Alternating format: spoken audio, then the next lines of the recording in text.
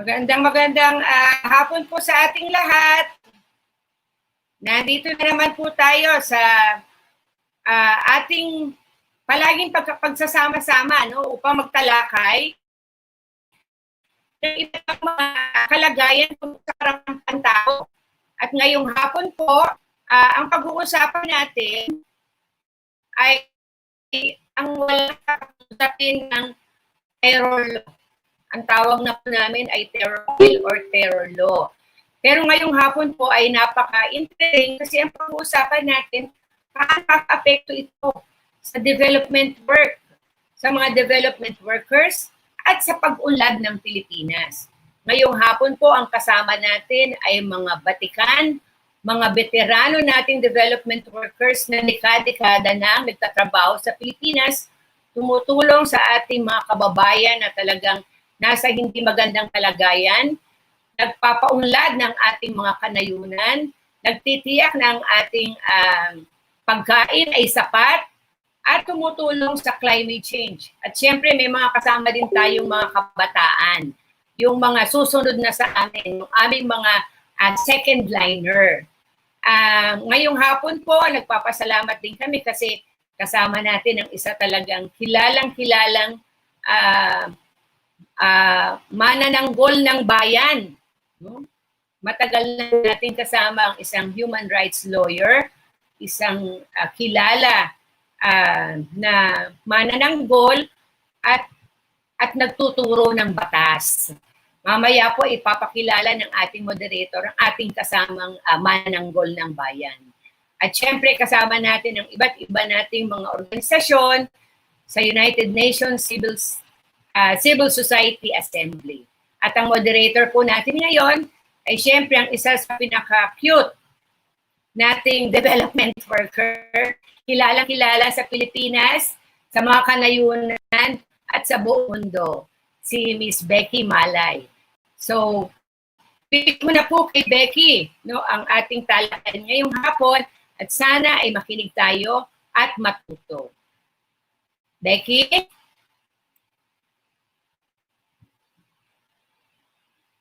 Becky, nakamute ka?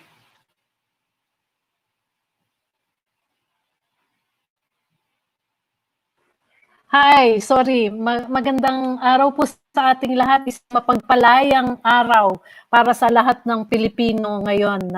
Pero mukhang natatreten o mayroong mga nakakatakot na mga pangyayari na dito sa araw ng kalayaan pa natin nararanasan. So mamaya bigyan natin ng magandang pagtatalakay at para matutunan natin yung mga pangyayari na makaka-apekto talaga sa ating kalayaan.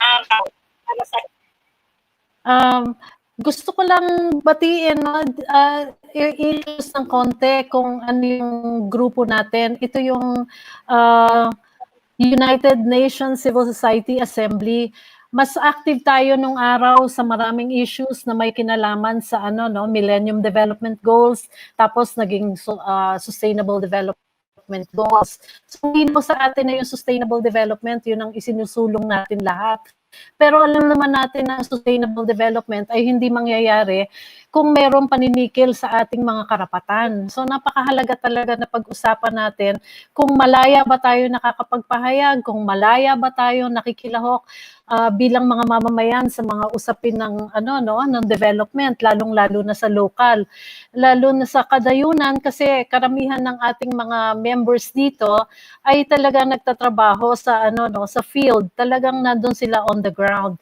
So marami po sa atin, katulad ng sinabi ni Rose, puro veterano na sa trabaho na to. Pero nakikita din natin na napakahalaga na ngayong meron sa panahon na SDGs na sinasabi, merong Sustainable Development Goals na inadapt tayo noong 2015 sa United Nations, may may mga naging VNR, yung Voluntary National Reviews na nangyari. Ang Pilipinas, 2 beses na nag-report noong 2016 at noong 2019. Pero wala naman yatang totoong nangyayaring sustainable development. Bakit ganun, no? So maraming threats. So ito pong UNCSA talagang nakatutok tayo sa isang policy platform po ito na nakikipag-usap tayo sa United Nations. Hindi po tayo masyadong active ngayon kasi may mga problema talaga tayo sa pakikipag-ugnay sa iba't ibang ahensya ng UN ngayon. Pero ganun pa man, bilang mga active leaders at organizations ng civil society, tuloy-tuloy po ang trabaho natin, no? Hindi lang po sa SDGs, kung hindi sa maraming issues ng development. So, we're looking now at developments on our work, no? Paano ba na-threaten o nagkakaroon ng paninikil sa ating karapatang makapagpahayag at makikipaglahok na sa sa development work kung merong anti-terrorism bill. So, gusto po natin sana na na mapakinggan ang mga nandito para i-share kung ano ang mga karanasan nila sa field or pag-isipan natin ngayon yung mga pupwede nating itanong tungkol sa ating kalagayan sa anti-terrorism bill. Given that, ano ang pupwedeng mangyari pang paninikil sa ating mga karapatan? Alam naman po natin na meron tayong social, economic, and cultural rights, karamihan na ipinopromote natin sa ating development work. So, yun po yung gustong i-focus ng ating talakayan ngayon. It's informal, but it's very important. So, we'd like to encourage everybody to speak on this. I'd like to now call the main speaker, our main resource speaker for today. We're very happy to have Dean Antonio Lavinia. And I'd like also to introduce those in the chat today, in the forum. Nandito po na si Pispat Sarenas ng MinCode sa Mindanao. Nandito rin po si Rosel Rasay ng Code NGO. Nandito po si Father Edu ng NASA Caritas. Nandito po si Fe Manapat ng Education Network. Nandito rin po si Ellie, si Elijah. Siya po ay kinatawan ng Social Watch Philippines. Narito po si Paulina Naira. Siya po ay sa Eastern Visayas Network of NGOs. Nandito rin po si Gwen ng Green Research. Sino pa ang hindi ko na? Si Zina ng FDC. Welcome to Zina. And Carla. Who is Carla? And there's a fellow Jitzer here. Nandito rin po si Aldwin Empase. Sorry at hindi ko nakita yung pangalan mo kanina. Nakikita ko nandito rin si Mario Mosquisa ng EVNet. Yon. So we will have our conversation now. I'd like to ask Dean Tony Lavinia to start the discussion and give us a background and some discussion points on the anti-terrorism bill.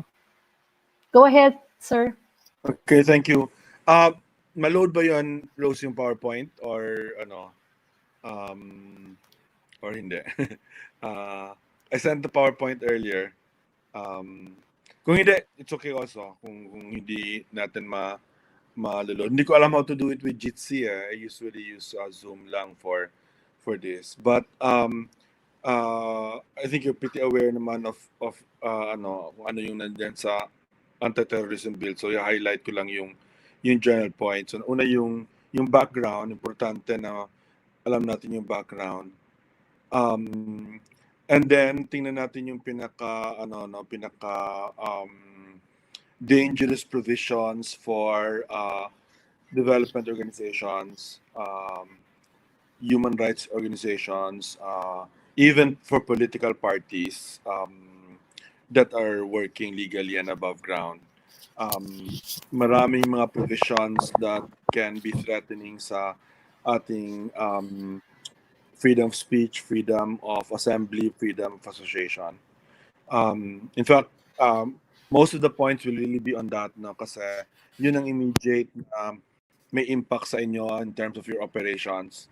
And then I will also just briefly and we'll just expound on it kung maraming tanong dun sa processes, no, yung search warrant, arrest warrant, warrantless arrest, yung how long the detention is, yung role ng Anti-Terrorism Council, na yung mga procedures na yun, just to briefly um, explain that para makita din natin yung ano no yung dangers that this law provides. Sa background pa lang alam natin kung bakit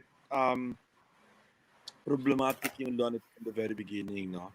Ang background nito, meron tayong Human Security Act, which was passed almost 10 years ago na rin yung Human Security Act. If I'm not mistaken, kay GMA pa yung Human Security Act. And sinasabi ng mga security people, ng mga military, ng National Security Council, ng DOJ, ng police na nag-fail daw yung Human Security Act because it was too strict. Too many safeguards. Kagad ang reasoning, too many safeguards. Natatakot yung police manghuli kasi baka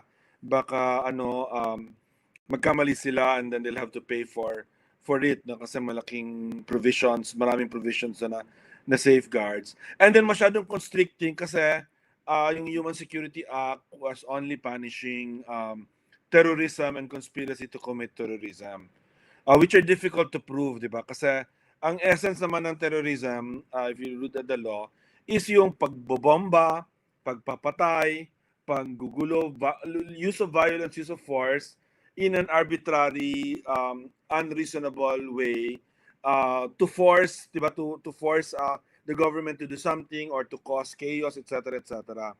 Yun ang ibig sabihin ng terrorism. Yan ang accepted terrorism provisions all over, definition all over the world, di ba?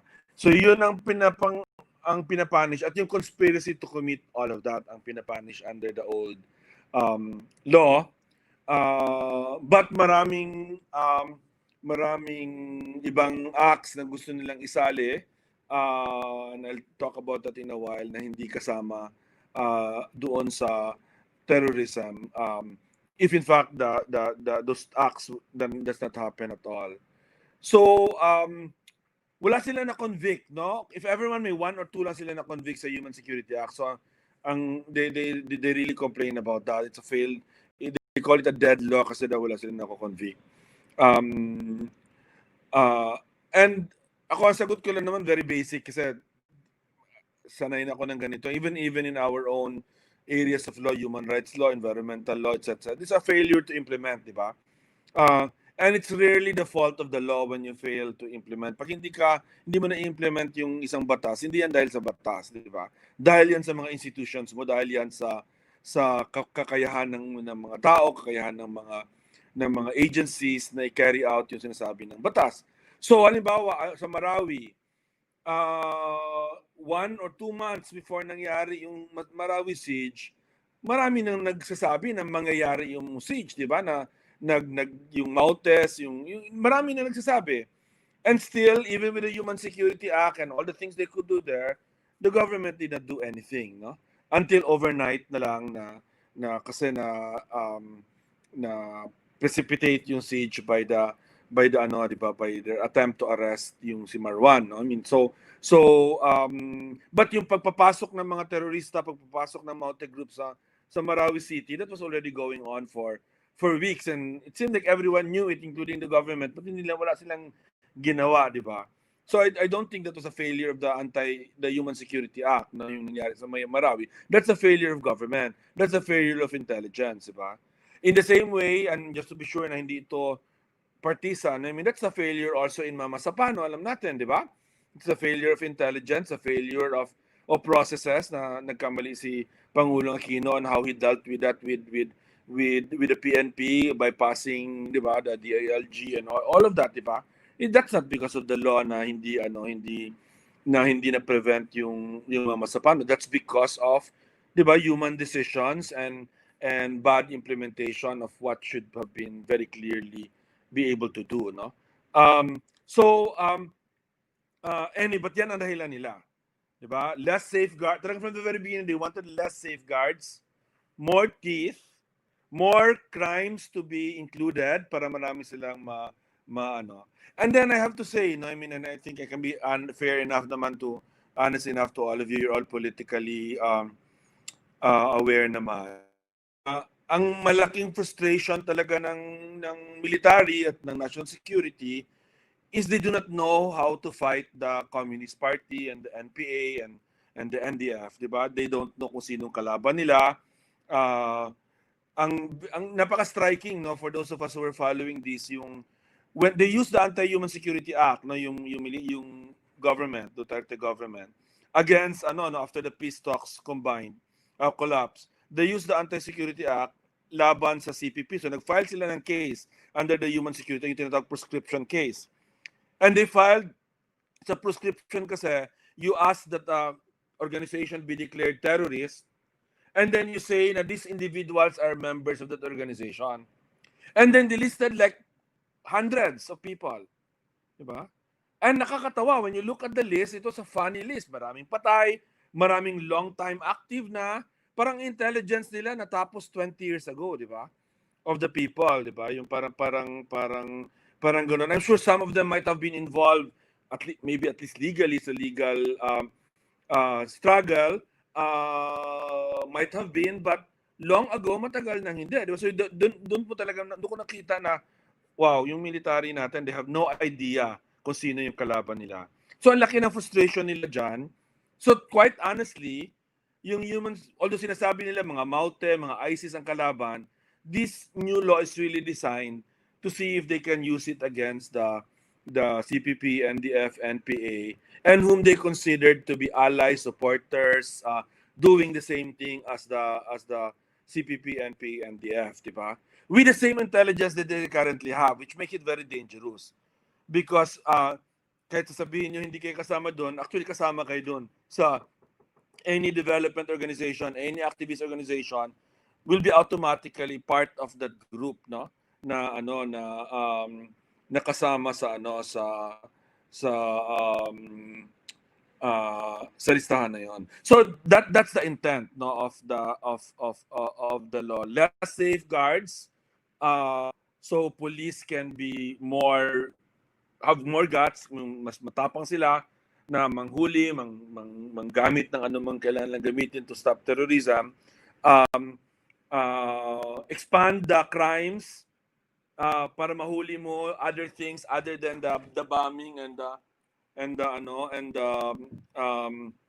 the shooting, di ba? Which we all agree is terrorism, di ba? And then include particularly revolutionary movements and their legal allies or fronts, di ba? Or those that just share their views even if they might not be part of the organization, which makes it very problematic kasi ang binreach talaga natin, nag-start na sa Human Security Act, but even the Human Security Act, they could not do it kasi they have to prove yung individuals that, by the way, yung individuals, yung charge sila ng hundreds, ang naiwan 8 na lang. 8 na lang. And I will tell you, hindi yan magsasucceed sa 8 na yan. Yung mga 8 ata naiwan lahat, yung mga leaders sa CPP na nasa abroad. How can you charge them with anything, di ba, na shooting, killing, mga ganyan? There's no way. No way you can prove anything against those people, di ba? Kasi kung totoo siya, gusto mo talaga habulin yung NPA, it's the people that are leading that now. And I don't think the military has any idea. I have no idea kung sino yung mga tao na yon, di ba? So my point is that yung nag-start na sa Human Security Act, but dito sa anti-terrorism bill, binreach talaga yung difference between legitimate dissent, legitimate protest, criticism against the government for anything, and yung terrorism itself, no? My understanding always has been yung terrorism, di ba, the use of violence and force and chaos, so bombing, shooting, but not for social change, di ba? But for, di ba, yung for chaos basically, or to replace society with like a religious order like yung ganung klase na yung talagang total destruction of society ang hinahabol ng terrorists. Di ba?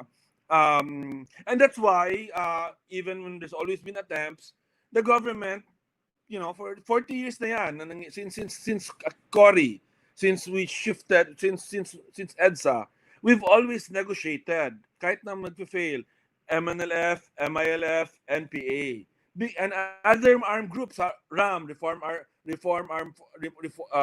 Armed Forces Movement, di ba? Lahat yan, why do we negotiate with them? Because we don't consider them terrorists. You don't negotiate with terrorists, di ba? We consider them as revolutionaries, armed movements for social, whatever it is, illegal, yes, but they're not terrorists. And that's why you can negotiate with them. For dito binreach yung distinction na yan. That's the first distinction na binreach na as long as you take up arms against the government, you are now going to be considered a terrorist. What if mag-breakdown na naman yung MILF so hopefully hindi kasi we've progressed a lot, di ba? But what if breakdown na naman, tatawagin mo na naman yung MILF na terrorist, di ba? What if you brand the CPP terrorist, but then the next government says, I want to have a negotiated agreement with the CPP, di ba? So this law breaches that distinction. And then worse, the law breaches the distinction between legal and non-legal, legal and illegal, between legal and armed. And sa legal, hindi lang yung legal fronts. I don't even know if that concept exists anymore. No? Kasi just as an observer sa politics, unlike in the 70s and 80s, no, when we were all, many of us I see here, were active, politically active, you kind of knew na ito yung illegal, ito yung legal, pero yung connection sa legal at illegal, mga political officers, mga ganyan, kahit na alam nyo yun. Ngayon ako ay engage with everyone, hindi ko talaga ma-distinguish, quite honestly. Wala nang, it's just the spheres are very different, and there's no need to meet na kasi, di ba? Because you have all sorts of communication, so it's almost impossible to do that. So if you breach that, then you endangered everyone working legally. Even that might not be allied to any of the armed groups, di ba? But you will endanger everyone. And that is what the law does. Kasi the law, the anti-terror bill or law, I think it will be a law. I think drama-drama lang yun na hindi pipirma ni natitingnan mo na nila. But this law, una, defines terrorism as the correct definition, explosions, killing, lahat yon, di ba? The things that you do for terrorism. And then it even says, ang tawag ko doon, exception to the exception, di ba? May exception siya na hindi terrorism kung legitimate dissent, exercise of constitutional rights, in strikes, work stoppage. So lahat ng mga tinatawag natin na non-violent ways of dissent, hindi siya hindi siya ginawa siyang exception, hindi siya terrorism. And then unfortunately,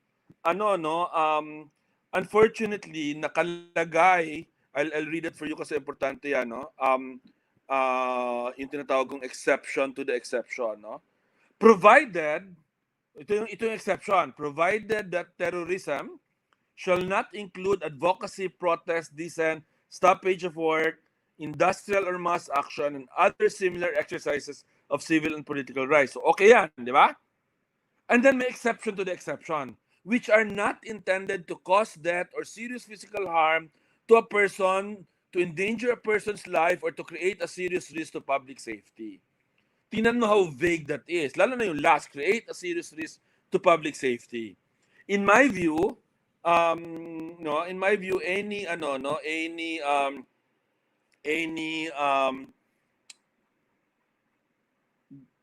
any act of protest or mass action or just any act that you do that can possibly cause, di ba, risk to public safety. Like yung ginawa ngayon sa Ateneo at sa UP, di ba?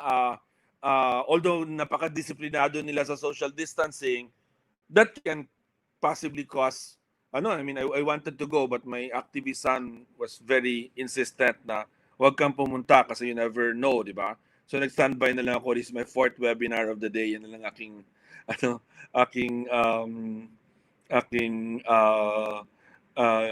replacement sa pagpoprotesta. But very clear sa akin na with that vague language of the exception to the exception, any strike, anything that potentially can cause public safety risk, di ba? Or kind of violence, any strike, alam niyo yan. I mean, I have a son who's a hardcore union organizer, no? I mean, and nahuli siya, no? I mean, in a strike, in a picket, di ba? Na wala silang ginawang masama. When they were not even moving, they actually knew what to do. Pero hinuli pa rin sila. 'Di ba? May potential doon na nag-violent, 'di ba? So anything that can potentially cause that can now become terrorism. Okay? And in particular because napaka-importante na na makita natin yung na ito. Hindi lang yung mismong pagpapaputok, pagbabaril ang pinapanish ngayon, kung hindi pinapanish maraming ibang acts, no? Na pinapanish. So terrorism pinapanish, conspiracy to commit terrorism kasama din siya, yung tulad dati. Meron na siyang threat to commit terrorism. So halimbawa, halimbawa yung guro na nag-threaten na nagsabi na naghumingi ng nagbibigay ng reward, alam natin pabiro lang against the president, na sinecond demotion naman ng taga Boracay na tricycle driver. 'Di ba? Sabi ng taga teacher, 1 million para patayin si Duterte. Apparently nagpapapansin lang daw siya. And then yung Boracay na tricycle driver, 2 million daw. Sabi niya, 'di ba, hinuli sila. Ewan ko ano nangyari sa mga kaso na yan. Actually sa akin free speech yung kaso na yan kasi alam naman natin na wala silang kakayahan, wala silang motibo at lahat. So satirical lang yung kanilang paggamit ng threat na yon. But ngayon may threat ka na to commit terrorism, no? Planning, training, preparing, facilitating terrorism. Yan, at least kahit paano yan kasama yan sa conspiracy to commit terrorism, di ba? Like nag-aarmas ka, natututo ka pag magdala ng baril, magpaputok, lahat yan can be covered. Sa akin nga, yung threat to commit terrorism and planning, training, preparing, facilitating terrorism, hindi yan kailangan na crimes kasi part na yun of terrorism kung nangyari talaga or conspiracy to commit terrorism kung hindi pa siya nangyari. But then, you have this other, ito yung mga pinaka-importante sa atin sa development community, no? Proposal to commit terrorism, inciting to commit terrorism, recruitment to and membership in a terrorist organization, yung tatlo na yan. And kahit na yung foreign terrorists, may problema pa rin if you have links with foreign organizations abroad, di ba? Because again, you have to remember yung exception to the exception. Di ba? So parang nagpaplano kayo, a labor union, you're planning a labor strike, di ba? Mag-strike kayo, you're planning a picket, di ba? And you're telling, di ba, naghingi ka ng tulong. Lahat yan, or tumutulong ka kasi meron pang isa, providing material support to terrorism. Lahat yung mga acts na yan, in the context of the exception to the exception, are things that we do on a day-to-day basis, di ba? So if we are not careful, no, hindi natin well, kahit nga careful ka, the truth is that, and doon ako pupunta sa procedure, dahil napaka-vague. Kung may kalaban ka lang sa military, sa police, sa DOJ, sa Malacanang, kung ayaw lang sa'yo, kahit na may sinabi ka lang na kung gusto ka lang na i-harass, pwede ka nang i-brand ngayon na terorista under those provisions, bearing in mind the exception to the exception. Okay? So yan ang first part, and then very briefly lang para start asking questions. Yung procedure makes it even worse, no?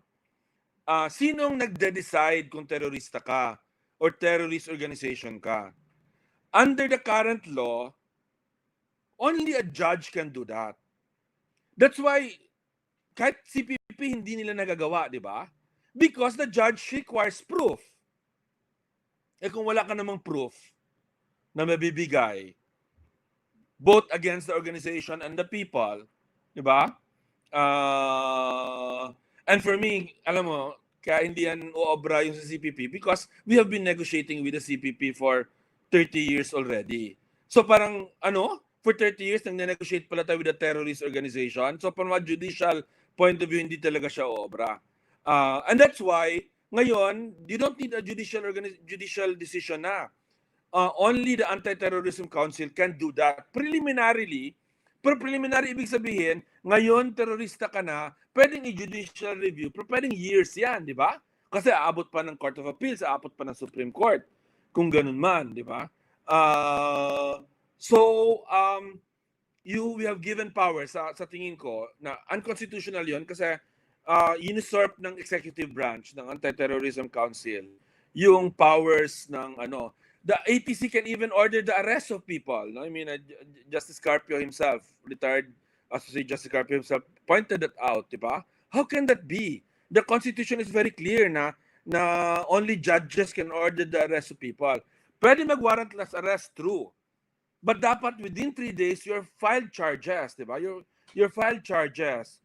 Kahit illegal yung arrest, unfortunately, for those of you from Davao, remember the Davao lawyers, di ba? Sila, si Tony Arellano lang buhay dyan, but si Larry Ilagan, Marcos Rizanar were all arrested in the 80s.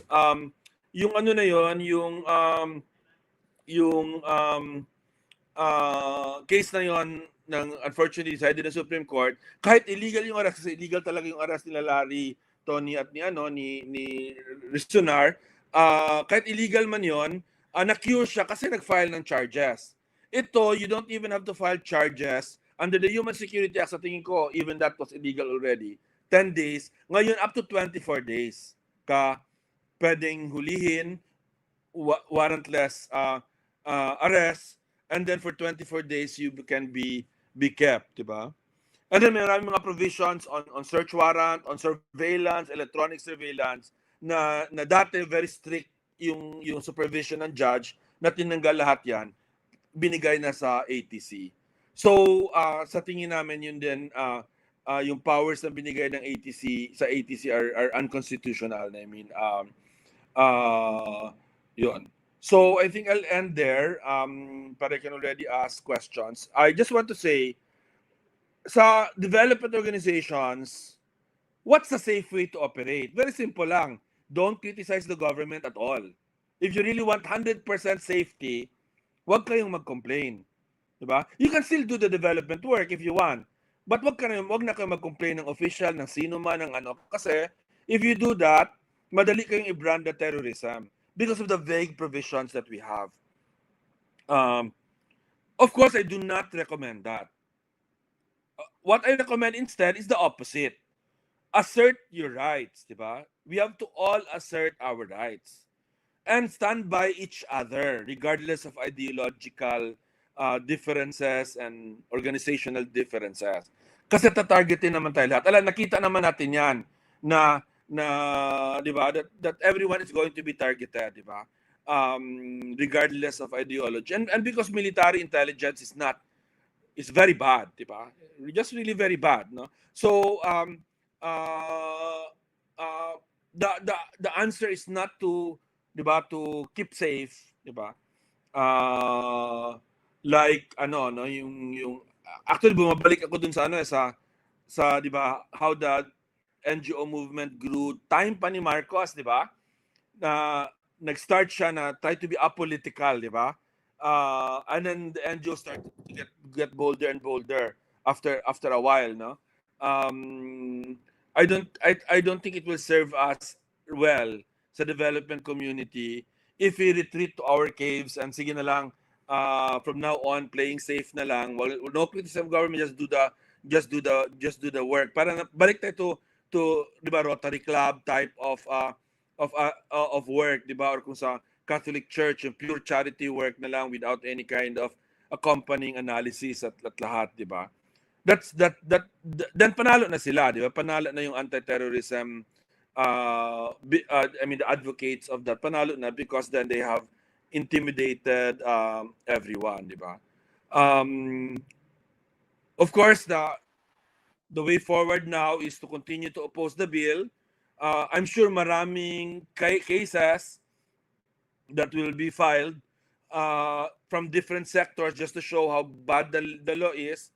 Sana yung mga, ako nire-recommend ko, I did a webinar also with yung mga artists natin, I mean, and yun, sabi ko sa kanila na you yourselves, yung mga, kasi yung mga artista, di ba, kahit na hindi political, they incite feelings di ba? They can no longer incite feelings that can result in violence, potentially result in violence. Imagine that, di ba? So ibig sabihin yan, puro na lang tayo comedy at fantasy sa ating mga sine at ating mga theater at ating mga tula at ating mga paintings kasi covered ka na dahil the anti-terrorism bill. Siyempre, yung mga lawyers will probably file something also. Maybe the development community also can be petitioners, no? And iba-ibang petition kasi iba-ibang grounds for, di ba? Iba-ibang impact sa atin ng iba-ibang sectors ng anti-terrorism bill. Yun lang po. Thank you. Maraming salamat po, Attorney Lavinia. Meron ba kayong mga katanungan? Si Ellie parang excited pagtanong kanina. Biglang nag-on ang camera niya.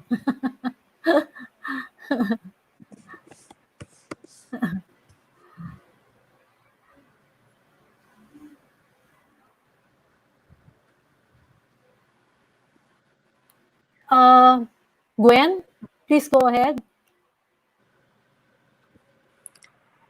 Gwen?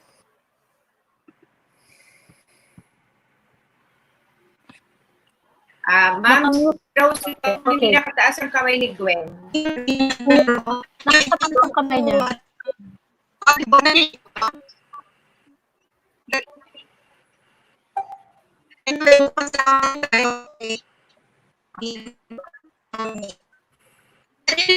Malabo.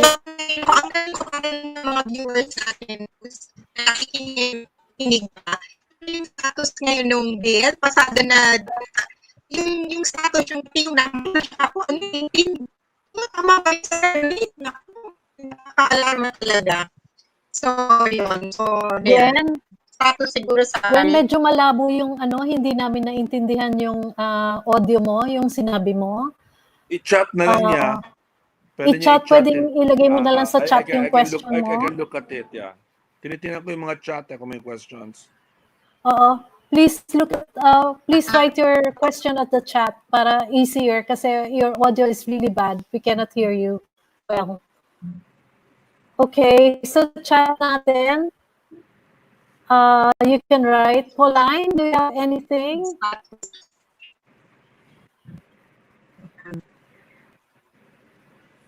Okay, si sorry, si Zina.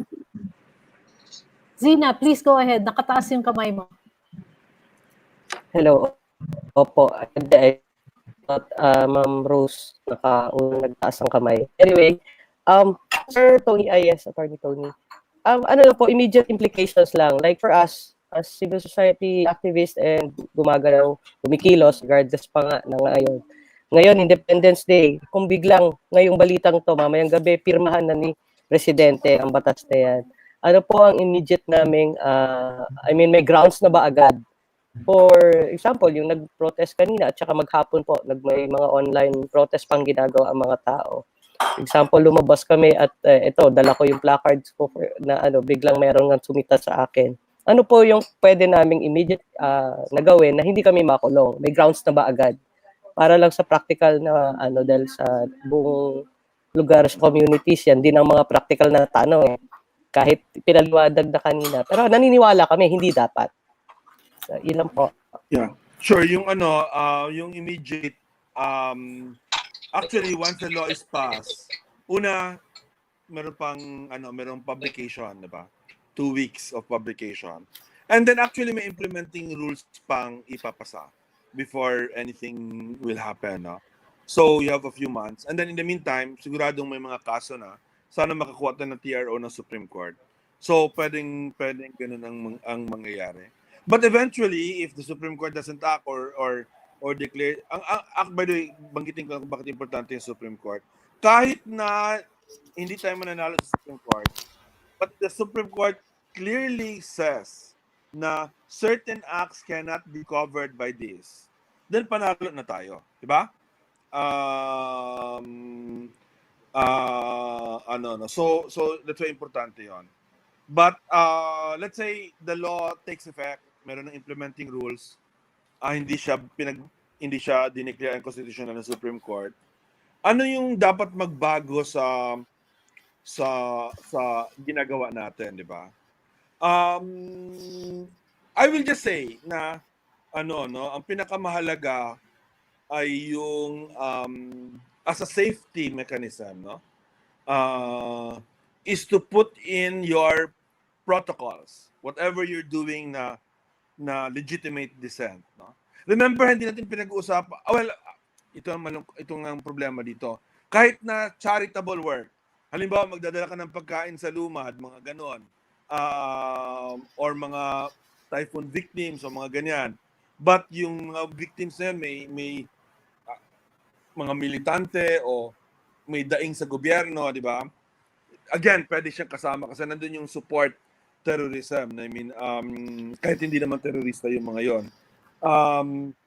But the main thing I would just suggest na to consider, I mean, is to make sure that you maglalagay kayo ng procedures in your operations, di ba?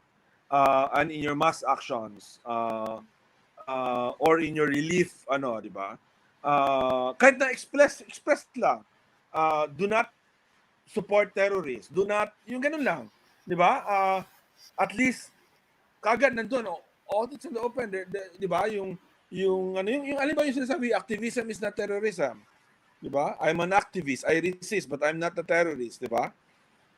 Ako personally, because of this, lalabas ako ng personal manifesto, ano ba yung mga pinapaniwalaan ko, di ba? Ako naman, malinaw sa akin, matagal na. Absolute non-violence. That's very clear to me, di ba? From the very beginning, di ba? Belief in everyone's right to believe in whatever they want to believe. Things like that, di ba? Tolerance. So baka maganda sa mga code of behavior, code of ethics ng mga organization ano yung clear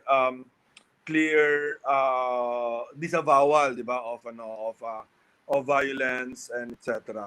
That might be helpful, di ba? At least right away sa pag-defend nyo, kung i-charge kayo, ma-defend tinan niyo, very clear sa amin na yung mission na ito ay ganon, di ba? But I wouldn't say stop doing what you're doing. Kasi panalo na sila if you do that. Okay. Thank you very much, sir. Rose, go ahead with your question, please. Status of bill pala kay Kay Gwen. Simple lang. Salamat. It's already with the president. If the president signs it, it will be 2 weeks of publication. After publication, it takes effect. But it will take another 6 months for full effect kasi kailangan pa ng implementing rules and regulations. Now, the fact na mga nag-change ang vote sa House, di ba? Will that make a difference? Only politically and only in the sense na if you get majority of the House to actually change their vote, they can pass a new law. Di ba?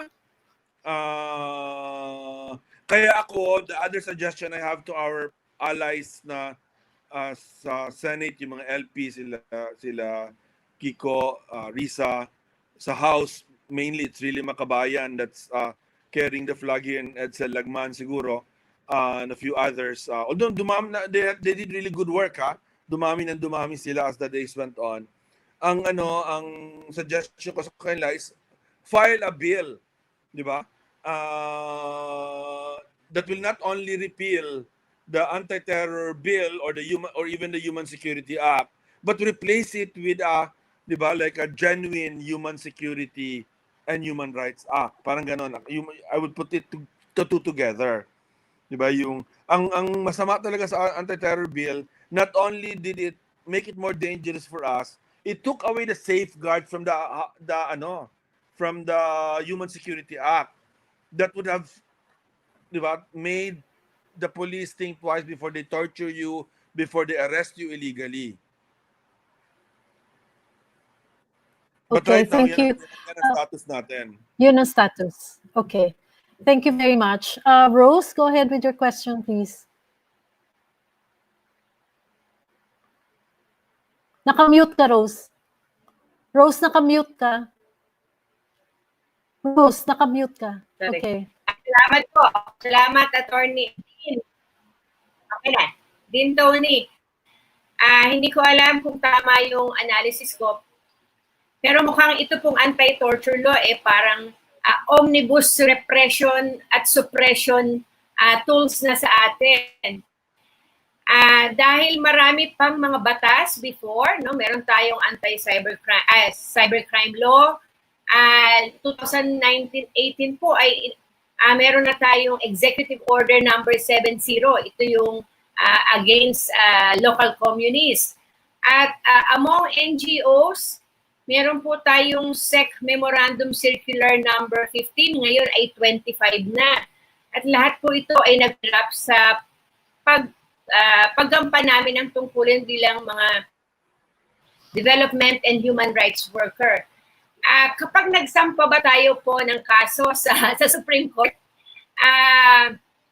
how confident are we na papaboran tayo ng Supreme Court na unconstitutional yung batas, considering na ang mga miyembro po ng Supreme Court ngayon ay appointed na halos lahat ng ating presidente. What can you say about that, Attorney?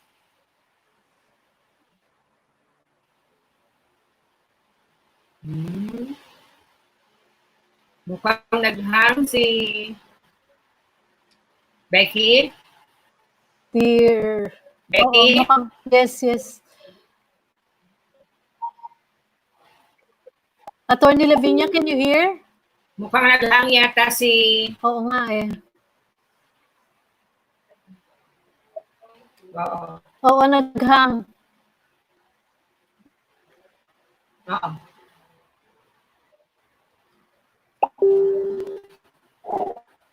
In the meantime, meron pa bang ibang gustong magtanong? Pakihanda lang ang inyong mga katanungan. Meron po tayong mga viewers sa YouTube, no? Meron pong nagsabi sa atin from the Lapis page, nanonood daw sila pero napakahina daw po ng audio. So, inaayos na po natin. From Akma, communities are listening right now. Thank you so much. Welcome po sa mga nasa Akma. Meron din po tanong dito pero si Dean Tony ay wala ngayon at naghang ang kanyang ang ating connection. Okay. Sir, naka-ano kayo? Mute po kayo. Dean Tony, you are muted. Okay. Sorry, Sir, okay na? Okay. Okay, go ahead. Okay. Na cut off. Yan ang problema. Opo. Imagine I teach 4 or 5 subjects classes a week, and kung hindi ako, yung mga estudyante naman, lalo na marami doon mga sa Mindanao. But anyway, ang sagot ko doon kay Rose, no? Hindi ako confident na mananalo tayo. But see, kahit na matalo tayo in terms of the constitutionality, as long as ma-interpret properly ng Supreme Court yung clear parameters, lalo na dun sa dissent, di ba? Of course, ang hope ko dito na yung dalawa yung Achilles heel ng batas na ito. Now, we didn't necessarily have in the other bills, other laws, no? Una, yung freedom of speech. By being it so vague, di ba? And potentially allowing law enforcement na kahit anong dissent kasama, it goes against the clear jurisprudence on free speech, uh, free association, free assembly. So uh, so even if, 'di ba, we don't get them to nullify those provisions, hindi nila i-declare ang constitution, pero ma-interpret ng Supreme Court properly na hindi ito. Halimbawa, kaya importante yung mga NGOs file something and they tell the court ito yung ginagawa namin, 'di ba? And the court can come back and say, actually, okay ang ginagawa nyo, hindi yan terrorism. Hindi yan covered. Then panalo na rin tayo doon. Of course, yung heart din ng case na ito is the powers usurped by the Anti-Terrorism Council na dapat powers of the judiciary. So sana makita ng Supreme Court na powers namin ito powers ng judges ito itong mga arrest warrant, itong pag-designate na terrorist organization, hindi yan dapat ginagawa ng executive So if the court ruled on that, di ba? Actually, poison pill yan because that affects the whole law itself, no? So yun, may dalawa siyang yung detention up to 24 days, parang hindi ko ma-imagine what justification the Supreme Court would give, di ba? Alam ko yung political justification, Alam ko yung security, di ba, ang justification niyan, kung nakahuli ka ng isang tao, isang terorista, na nagpaplano, nagpapasabog ng simbahan o ng building, alam mo na meron siyang mga kasama, gusto mo siyang i-keep para ma-interrogate mo araw-araw, di ba? At hindi mo kailangan sabihin sa buong mundo na may nahuli kang terorista para mahuli mo yung iba. I mean, that's the reason why. And many, in fairness, when Senator Lacson, who is the main proponent of this law, pag sinasabi niya na lahat ng mga ibang bayan, maraming bayan, ganito din ang batas, mas malala nga, on detention, that's true. Sa Malaysia, 2 years pa ata pwede kang i-detain, ganun katagal. Sa Singapore, matagal din yung yung US may ganyan din yan sila ng mga provisions.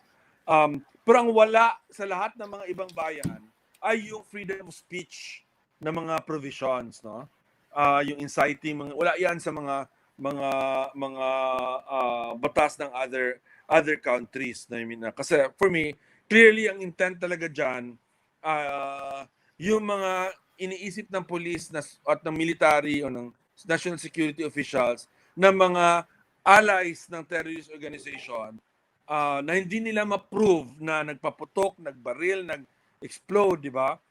And frankly, hindi nila natataniman kasi alam naman natin ginagawa din nila yan with legal organizations. Ang daming aktivista na I have a client na talagang ganun lang naman ginagawa nila. They just plant firearms and explosives without any, alam naman nila na hindi ka paniwala, no? It will never fly before a judge, no? Yung ganung klaseng pagtatanim ng ebidensya. But ginawa na lang nila yun para makulong nila for years, para as if that makes a difference to hardcore activists. Mas lalo mo ang alam natin sa kasaysayan ng Pilipinas, pag hinuli mo yung tao, lalabas pa siyang aktivista at mas malakas pa na aktivista, yung mas mararadicalized pa siya. So anyway, yun ang may value ang case because of that. But in terms of declaring the whole law unconstitutional, I'm with Rose there na medyo malabo yun. Pero kailangan ka sumubok, di ba, from a legal point of view. Yan naman natutunan naman tayo niya sa panahon nila Pepe Jokno during the time of Marcos. Kanina lang nga, kasi yung column ko for tomorrow is on the right to protest, di ba? Nakahanap ko ang number one case natin sa right to protest was issued at the heart of the 1983 rallies against Marcos and by Chief Justice Fernando in Bhagat Singh versus Reyes. Yun yung Reyes versus Bhagat Singh when Mayor Bhagat Singh prohibited the march of the anti-basis coalition to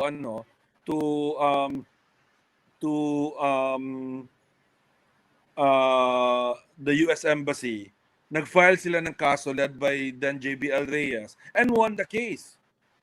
At sabi ni CJ, very strong itong mga paghuhuli nila sa pag-threaten nila, paghuhuli nila ng mga tao sa rally because of COVID. That's all illegal, that's all unconstitutional. Hindi pwede gawin 'yon. Actually, paghuhuli sa quarantine itself, hindi pwedeng gawin 'yon. And we've almost always, the fiscals have dismissed the case or judges have dismissed the case, di ba? Kaya lang, syempre, pang-intimidate yon. Pero ang sagot kasi kung ini-intimidate ka, huwag kang magpa-intimidate. That's really the answer. But you have to pay the price. And we have to pay the price to do that. Okay. Thank you very much, sir. Yun pong mga nanonood sa ating Facebook, mag-shift po kayo sa YouTube para mas malinaw nyo pong madinig yung audio. Meron po tayong YouTube link, no? Ilalagay ko po dito sa chat yung YouTube link. Pero yung ating admin, sila na po bahala maglagay doon sa ating mga kanya-kanyang mga pages kung saan, no? Okay. Meron pong tanong dito sa Facebook, sir. Ang sabi po, from Bing Fampulme, Dean Tony, we are community leaders.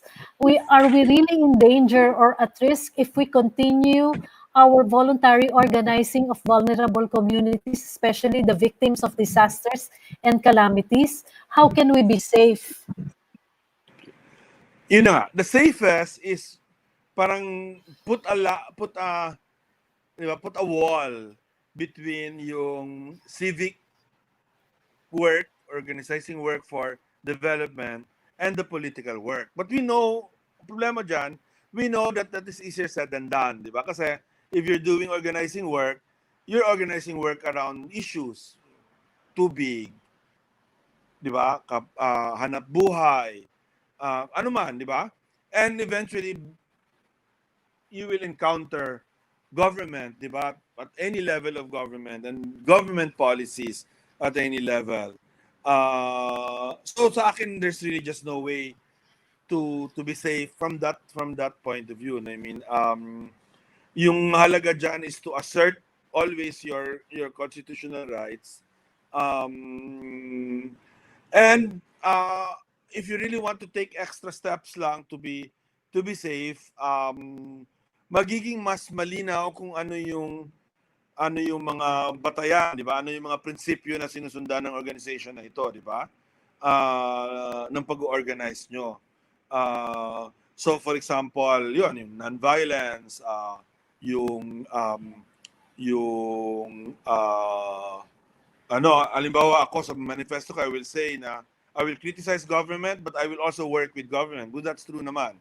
Even now, kahit ang dami kong sinusulat at very strong against the government ako, maraming government officials that come to me at very high levels to ask for help. And tumutulong talaga ako pag may expertise ako dun sa mga bagay na yon. So yung ganoon, di ba? That's the safe way that you do with these things. But there is no absolutely 100% safe way kasi ito ang problema, di ba? Parang ganito rin yan. Kung perfect yung ating government, yung ating mundo, walang problema kasi perfect, di ba? Wala kang complain. But kung perfect yung intelligence, perfect yung enforcement, perfect yung prosecution, you have nothing to worry about, really. In fact, most of you, sa totoo lang, or all of you, legally speaking, you have nothing to worry about. I know most of your organizations, based on pinadala sa akin kanina ni Rosino mga nandyan, you really have nothing to worry.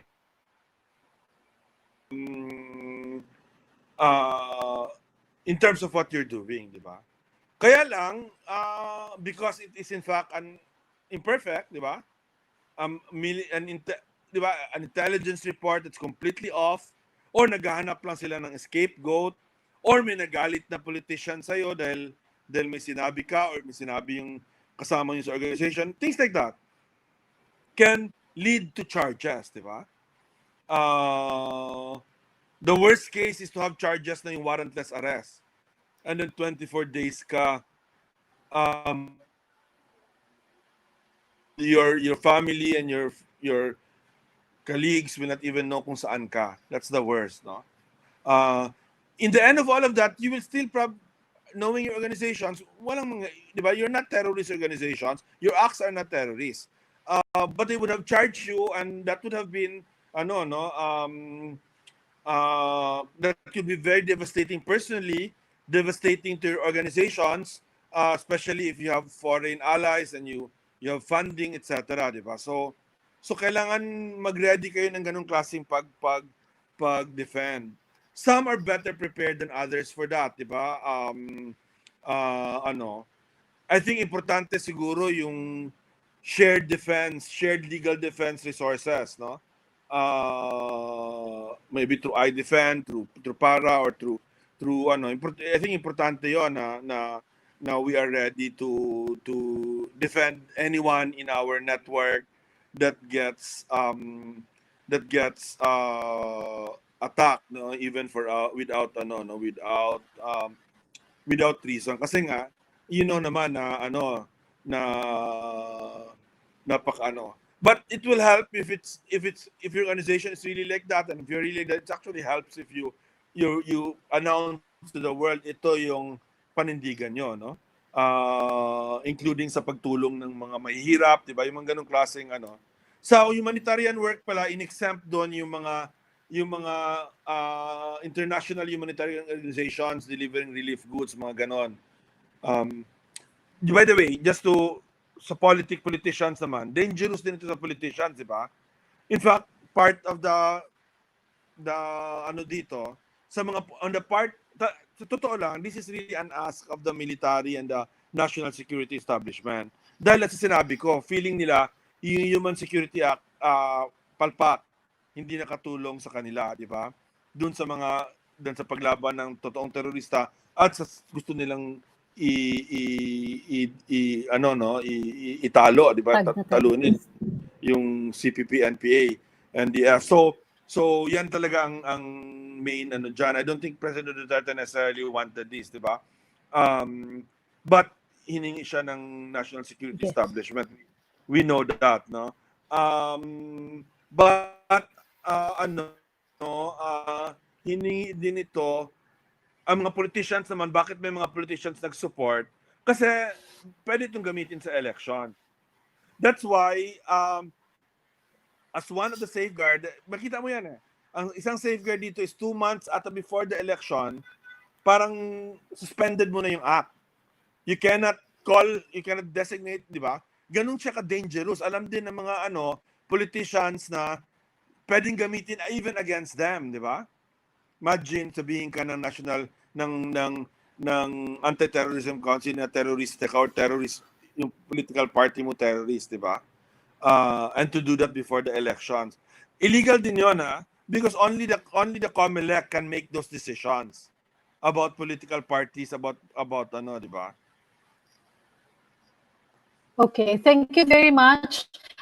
Pauline, we want to hear your question from Weavers, no, sa Eastern Visayas. Kanina pa siya nagtaas ng kamay. Are you ready, Pauline?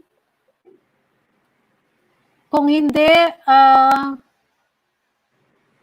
nawala din yung kanyang video. Si Sok na lang. Sok Pansuela of Pakisama, representing the farmers groups. Please go ahead. You are muted, Sok.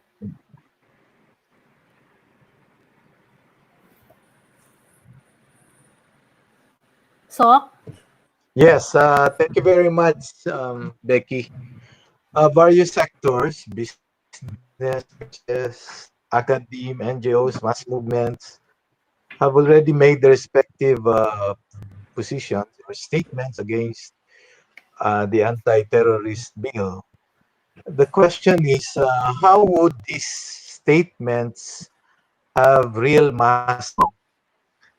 Assuming after all these rallies today, and perhaps in the succeeding days, Duterte will still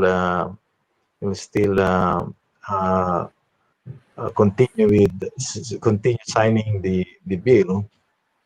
What do you think are the prospects of civil disobedience actions? Would a tax boycott, for example, as suggested by some, uh, can have some traction? What do you think are the prospects of this kind of actions, Tony? Um,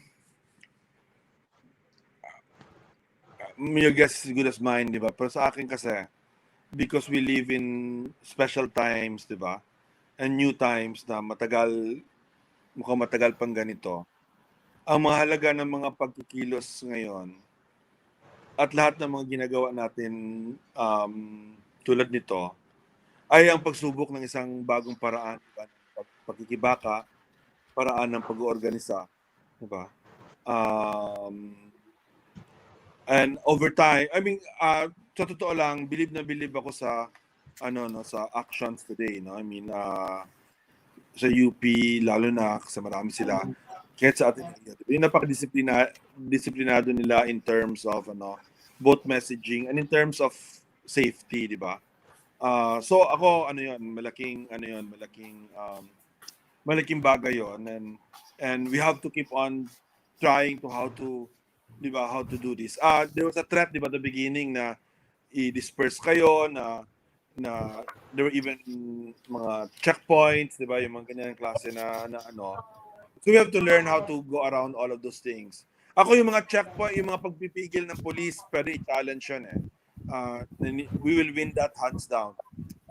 Because the constitutional right to assemble and free speech is not affected by COVID and by COVID requirements. Especially if you show, di ba, na you can physically distance even in So sa akin, nasa stage pa tayo na gano'n eh. Na we live in a new world and we can organize in different ways. Alam mo, mas hopeful ako than others, no? For the simple, kasi, di ba, yung basically, ang trabaho ko pagtuturo, no? 90% ng trabaho ko pagtuturo. On scale yon, I teach 12 universities ang tinuturuan ko, including several universities in Mindanao. And that's pre-COVID pa, yung talagang pumupunta ako, nagbabiyahe ako on a weekly basis to all the po napansin ko na yung mga kabataan, yung mundo naman talaga nila for many years na now, nandun naman talaga sa cellphone nila yung mundo nila. So I was always wondering, paano kaya ako makapasok sa mundo na yan ng mga bata, di ba? Kasi dun sila natututo eh. Hindi sa And so ngayon, no choice. That's how we have to go to that. And all of us have to do that. Di ba? Lahat tayo kailangan matuto ng nagawin yon, di ba? Nahihirapan ako, honestly. Hanggang ngayon, tinatapos ko pa marami na ako natapos kalahati. Sa mga klase ko, natapos ko na. Pero meron pa akong 4 na tinatapos na klase. No? Isa, yung Cagayan de Oro, tapos na po yung Iligan, meron pa akong tinatapos doon. And then meron pa akong 3 sa Metro Manila na tinatapos na klase from last sem pa lang. Dahil ang mahirap yung online kasi hindi connected lahat. You have to do things differently. Pero nakikita ko na maraming paraan, di ba? Itong webinars lang na ito, di ba? From my point of view sa resource person, 30 webinars in 10 days. Which I will never be able to do, di ba? Kung wala pa itong COVID. Kasi I don't have the time. I have to commute. Dati, pre-COVID, 8 hours a day ako sa road. Once or twice a week ako sa aeroplano, di ba? Pero ngayon, almost all the groups, as long as walang conflict, na that I can do that. So, i-multiply mo yan sa different ways of doing things by people, di ba? And I think baka may potential tayo of organizing, expanding our ranks, di ba? Because eventually dyan mo naman mapapanalo ito, di ba? If you have expanded your ranks to the extent na hindi ka na Ako, I would have said, kung hindi lang tayo para na times up lang tayo sa anti-terror bill. But 1 more week, we would have won the fight, di ba? We won many fights sa itong COVID period, no? Including dun sa Emergency Powers Act ni President. There were very, very bad provisions there. And overnight lang siya. Pero there was enough pushback. I mean, kahit na konti lang yung, as I said, sa Senate, you have what? 4, 5, 6 people na pwede mong pagtiwalaan. Sa House, 10, 11 people. But dahil magagaling naman sila, and they actually know how to legislate. No, I mean, yun lang yung magandang actually Risa knows how to legislate. Sara Elagos, very good legislator. So then, because they know how to do that, di ba? If you have, mag-galvanize mo yung action ng marami. Diba? So, I'm more hopeful than not hopeful, di ba? Today na iba yun yung ating pamamaraan ng pag-organisa at ng pagpapakita ng ating gusto, no? Maganda yun, sir, yung sinabi nyo kasi shift talaga tayo talaga sa ibang platforms, many of them digital. Ang problema yung audience, yun tayo as members here, parang ano tayo, hindi tayo mga digital natives mga immigrants pa lang tayo. Magma-migrate pa lang tayo doon. So, mas magaling tayo mag-organize ng face-to-face. Sir, eto, may tanong po si Father Edu. Father Edu, please ask your question now. Nakataas ang kamay niyo, sir. Father?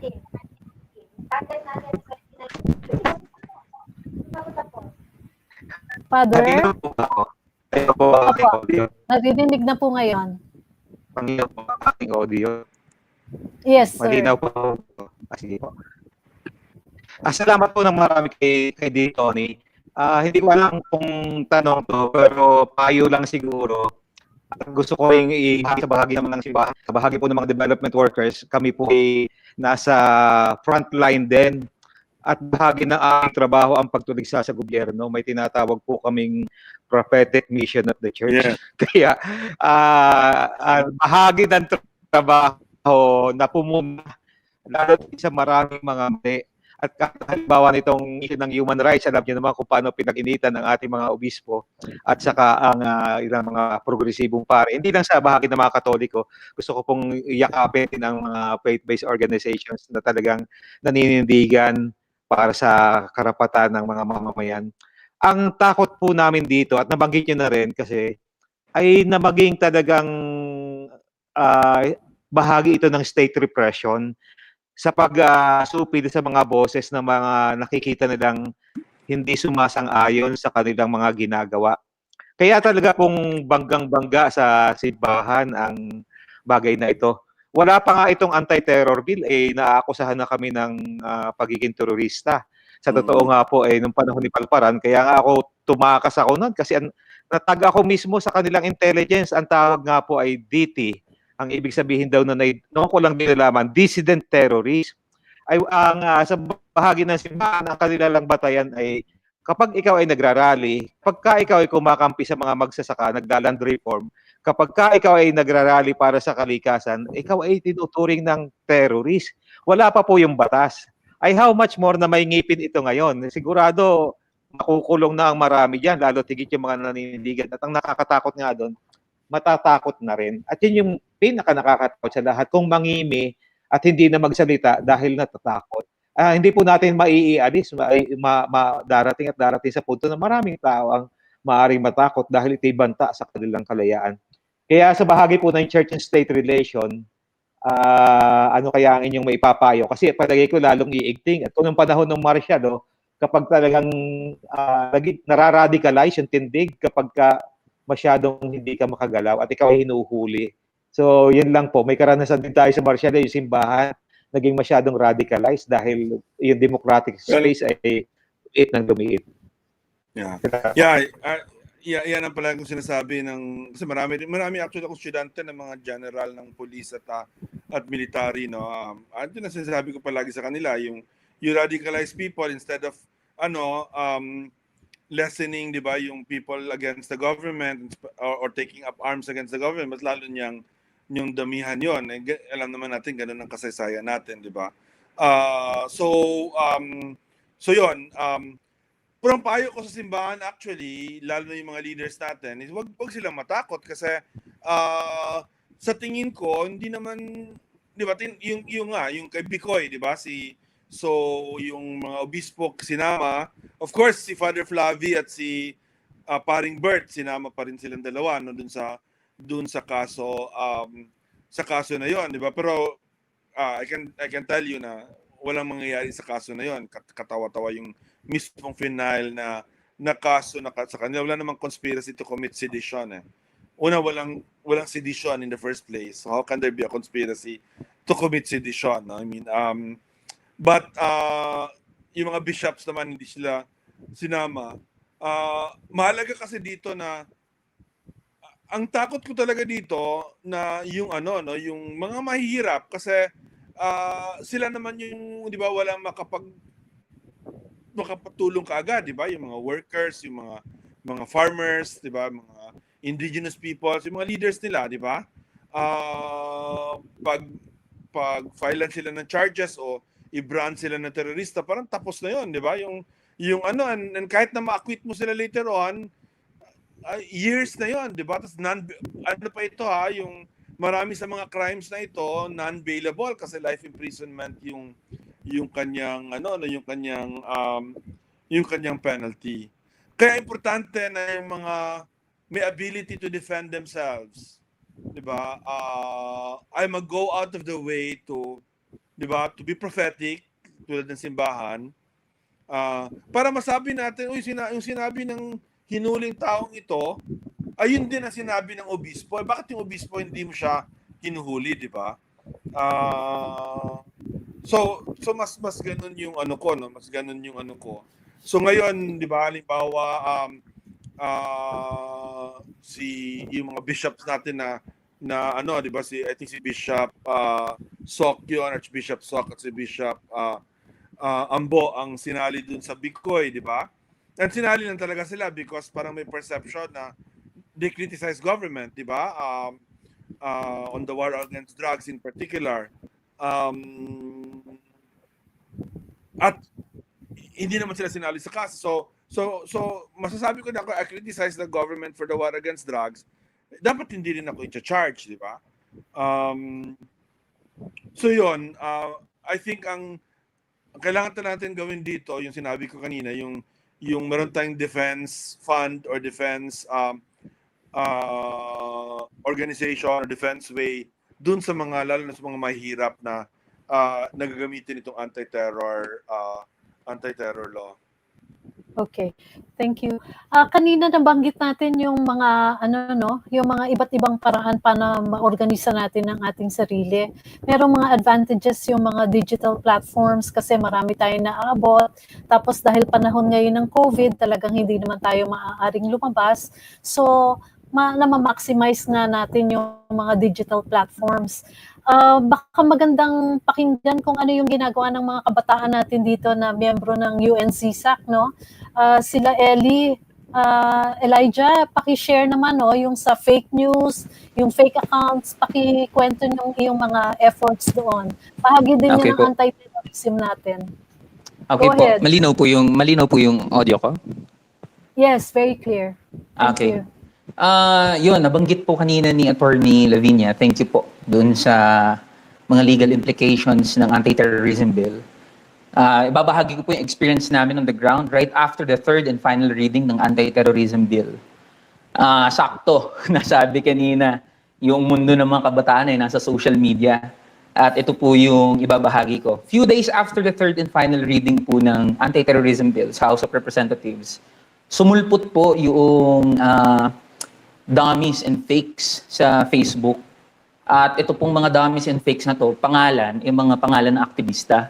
So nakita natin yun sa Twitter and other social media platforms kung saan itong mga vocal na opposition talagang nagsulputan yung mga fakes and dummies nila.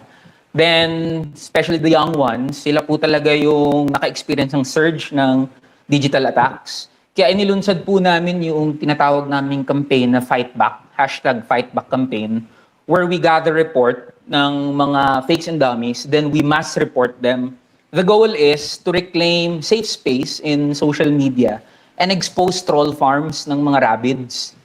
So, nung within 12 hours po nung campaign na nilunsad namin, we have recorded 1,841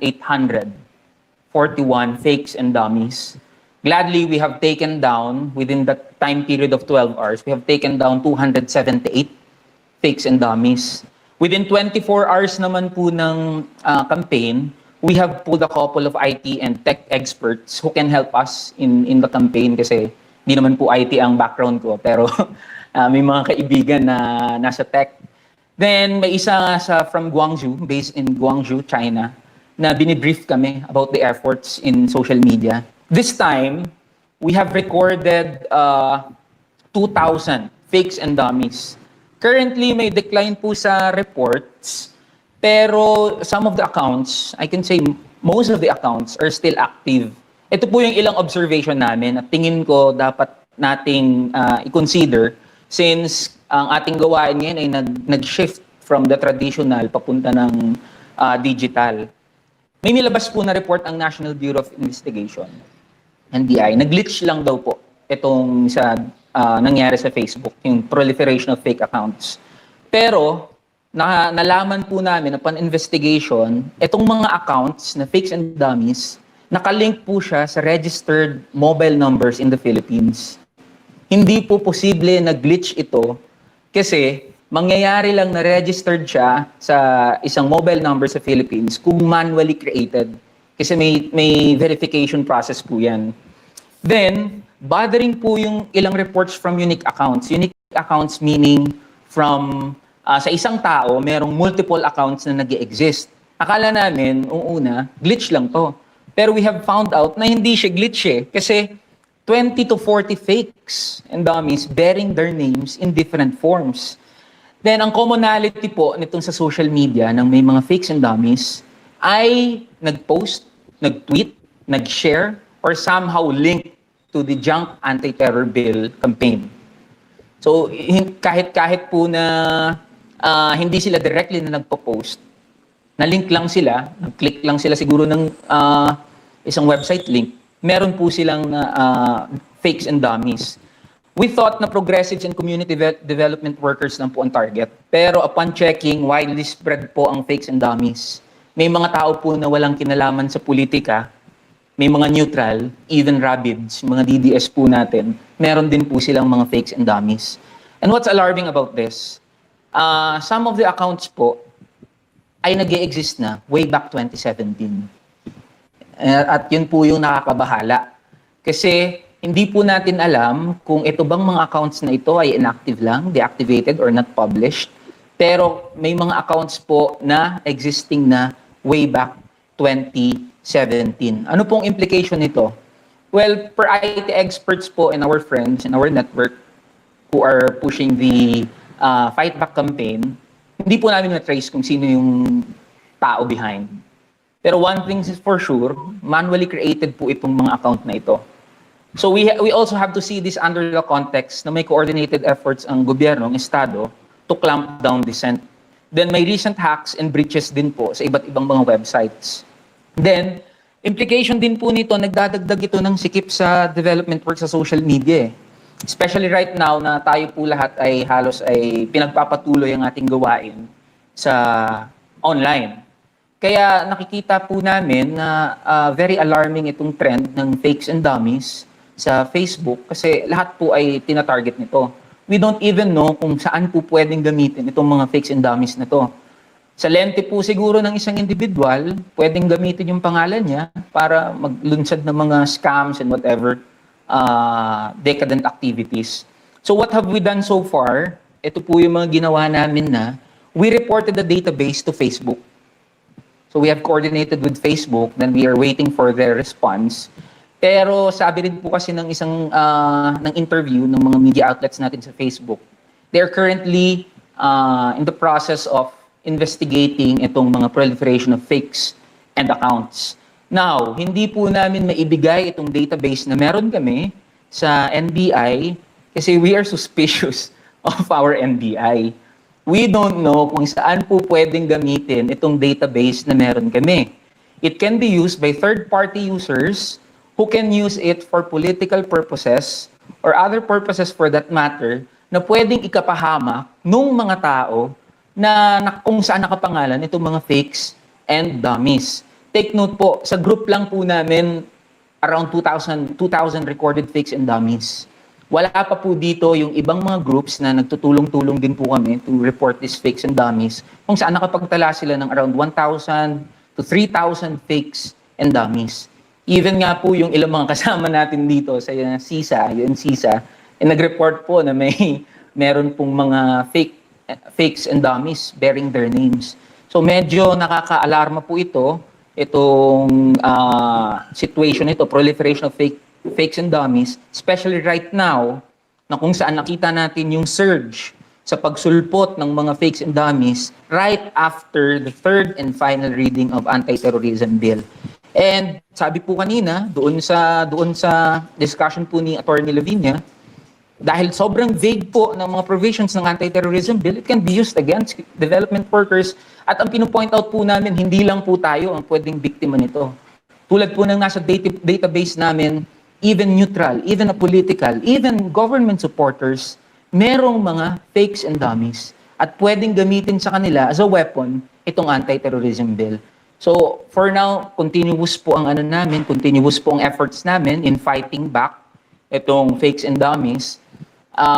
We are in the process din po ng digital footprint, hanapin yung digital footprint nitong fakes and dummies. Hopefully, matrace po natin saan lang gagaling itong mga fakes and dummies. So yun po, right now, nasa pandemya tayo, online lahat ng ginagawa natin. All the more na kailangan mag-ingat. Proposal po namin sa ating mga kaibigan, sa mga kasama sa CISA and their networks, dagdagan po natin ang layer ng security, yung ating ginagawa online. If we have to meet on safe spaces, Jitsi ito, relatively safe po itong Jitsi. Pero mag-download po tayo, humanap po tayo ng mga apps or platforms wherein we can discuss yung mga details or confidential na mga pinaplano natin sa ating mga respective communities. Yung surveillance po, even wala pa ang anti-terrorism bill, given the situation, real na real po ang threat niyan. Kaya dagdag security lang po online.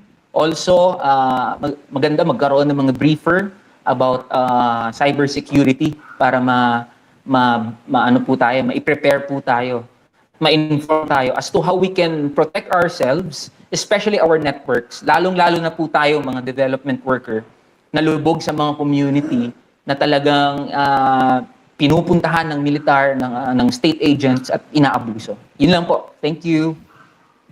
Maraming salamat. It's very refreshing to hear the voices of the young people kasi talagang lengguwahe nila talaga itong cyber world na medyo naa-atras tayo. Pauline, are you there? Si Pauline kasi hindi siya makapasok, no? In and out siya. Pero thank you doon sa discussions. Any reactions? Kasi I have a reaction here. While I'm also in PRM is also the convener of the Global Call to Action Against Poverty. And I'm one of the global co-chairs of GCAP. And most of our actions are basically online, no? Kasi global platform, tapos lahat po ng face-to-face talagang mahirap gawin sa ibang bahagi ng mundo. So karamihan ng mga actions talaga, naglalabas lang talaga kami ng mga toolkits para masundan, tapos online. Pero ang nangyayari po, nakikita namin ang mga report back, no, from the different countries. Talagang napakahirap ng kalagayan ng iba't ibang bansa. For example, sa Bangladesh, kung saan mayroong mga Rohingya refugees dun sa Cox's Bazar, na talagang hindi sila makapag-express kung ano yung kanilang kalagayan. Pero obviously, nahihirapan sila dahil nga very repressive din yung yung mga batas doon at saka yung iba't ibang actions ng gobyerno, especially on refugees. So Sa India, ganun din ang mga reports sa amin, especially dun sa Kashmir area. Malakas yung GCAP India. So, naire-report din nila ito. Tapos, ilang spaces din na mahigpit talaga yung civil society. Marami sa Africa, ganun ang nangyayari. And considering this COVID situation, the pandemic situation, meron kaming nakikitang trend globally ng repression ng civic space, ng shrinking civic space. In many spaces, in many places, there are closed civic spaces already. So, dito sa Pilipinas, besides the killings that have happened at saka yung anti-terrorism bill na ito, ang tingin ko, we should also not only tell the stories from the ground, no, from the local communities where we are operating. Ang tingin ko, dagdagan natin yung platforms natin sa global para yung solidarity natin, ma-build natin. Kasi napakahalaga nun. Lalong-lalo na nung nakakwento nga ni Ellie kanina, meron pala silang links dun sa Guangzhou sa China para how to manage that kind of problems that they encounter dito sa mga digital spaces. There was a discussion at the United Nations last year, no, on digital cooperation. And this digital space is actually very difficult to navigate in the sense that, one, it facilitates on one hand our solidarity, our actions, our everything, how to build advocacy positions for different areas, either in the UN or to other governments, no? Pero on the other hand, walang human rights na na nare-recognize dun sa mga spaces na yon. It's almost human rights free. Yun ang problema doon. Kasi talagang pag inatake ka from outside, talagang kayang-kaya ka kasi hindi naman tayo ang may hawak talaga nung digital spaces na yan. So, yun ang mahirap. So, these are the trends that we have to look into while we try to move to digital platforms. I think it's also important to protect our rights dito within the digital spaces. Kasi ito na nga yung magiging main form siguro of activism na iti-take on natin because of the COVID, no? Of the pandemic. Sa ating program today, meron dapat ipapalabas na isang short video si Rose ang para on the COVID. Rose, pwede na ba yon? Handa na ba tayo doon? Ito ay isang video, ang pangalan ay Pagkatapos Nito on the COVID-19. Kasi ang gusto natin, isituate din natin yung ating discussion ng anti-terrorism and the repression of rights, and different kinds of rights, how it will impact on the recovery of our country, particularly during this time of the socio-economic uncertainties of the pandemic. So, look at that. Ayan.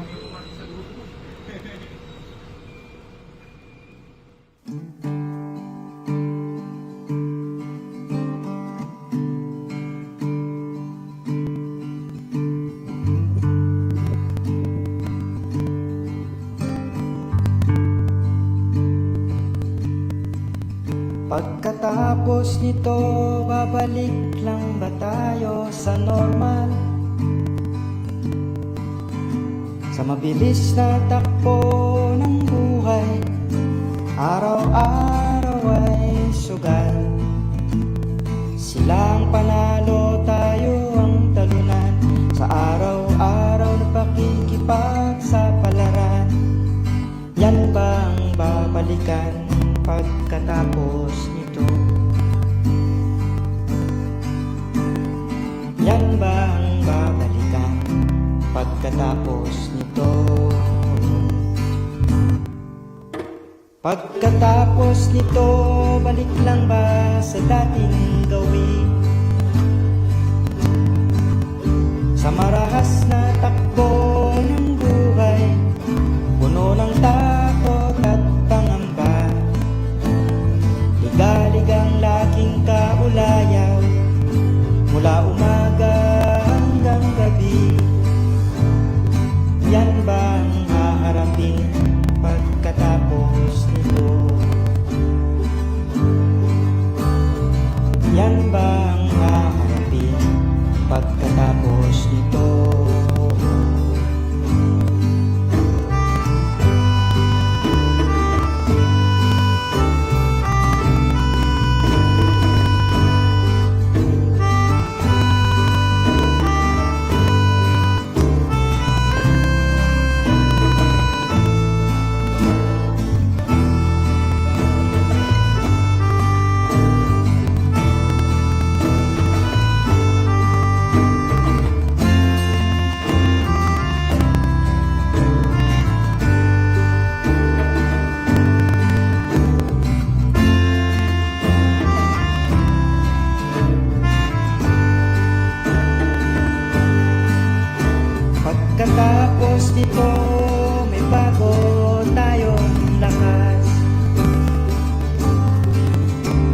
Sama-sama nating tahakin ang ating landas. Iwawasto ang liko-likong daan, isisigaw ang ating panawagan. Mas maayos na lipunan pagkatapos nito. Mas maayos na lipunan pagkatapos nito.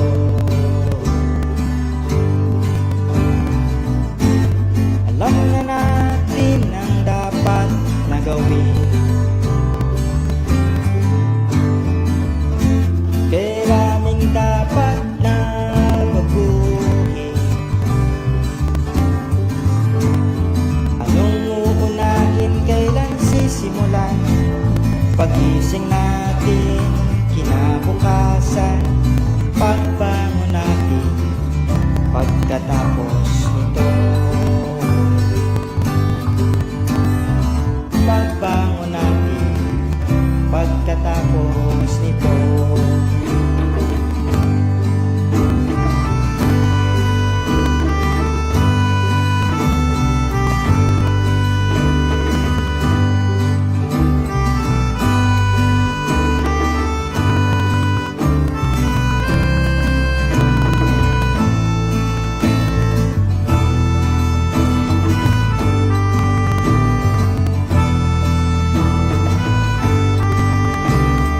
Babangon tayo pagkatapos nito. Babangon tayo pagkatapos nito.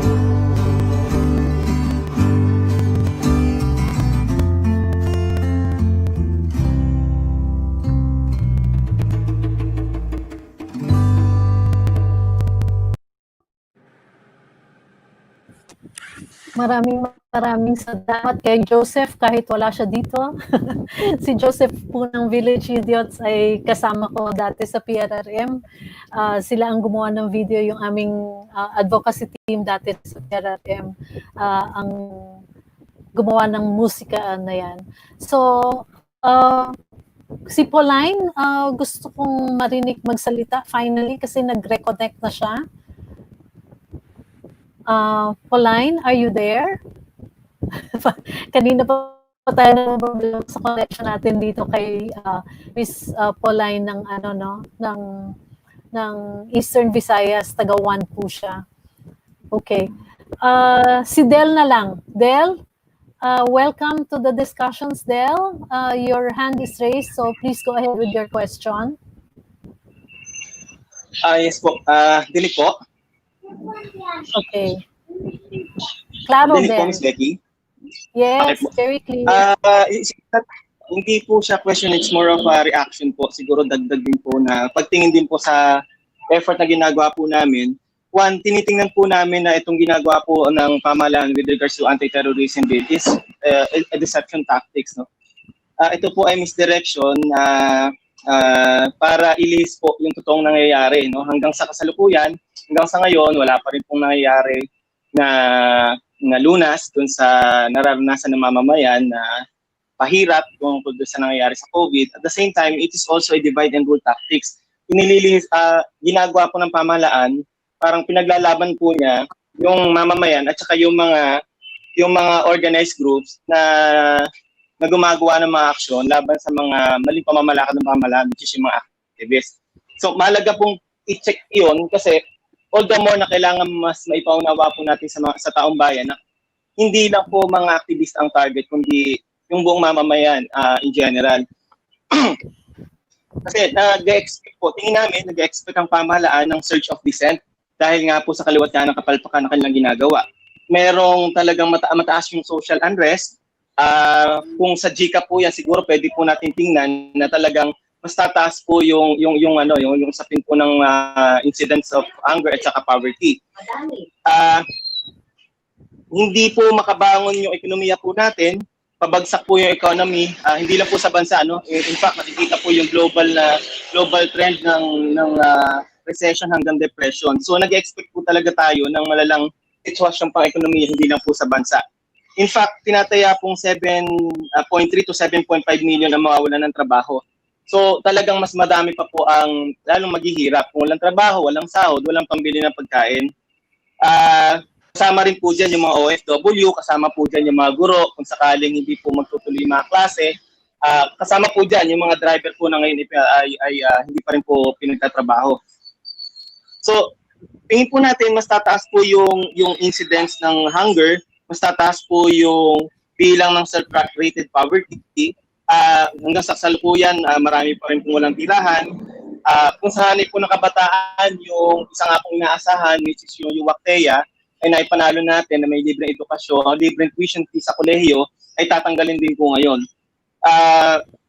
Wala pa rin, pahirap pa rin po, no? Wala pa rin pong transport na nasasakyan yung mga manggagawa para sa paggawaan.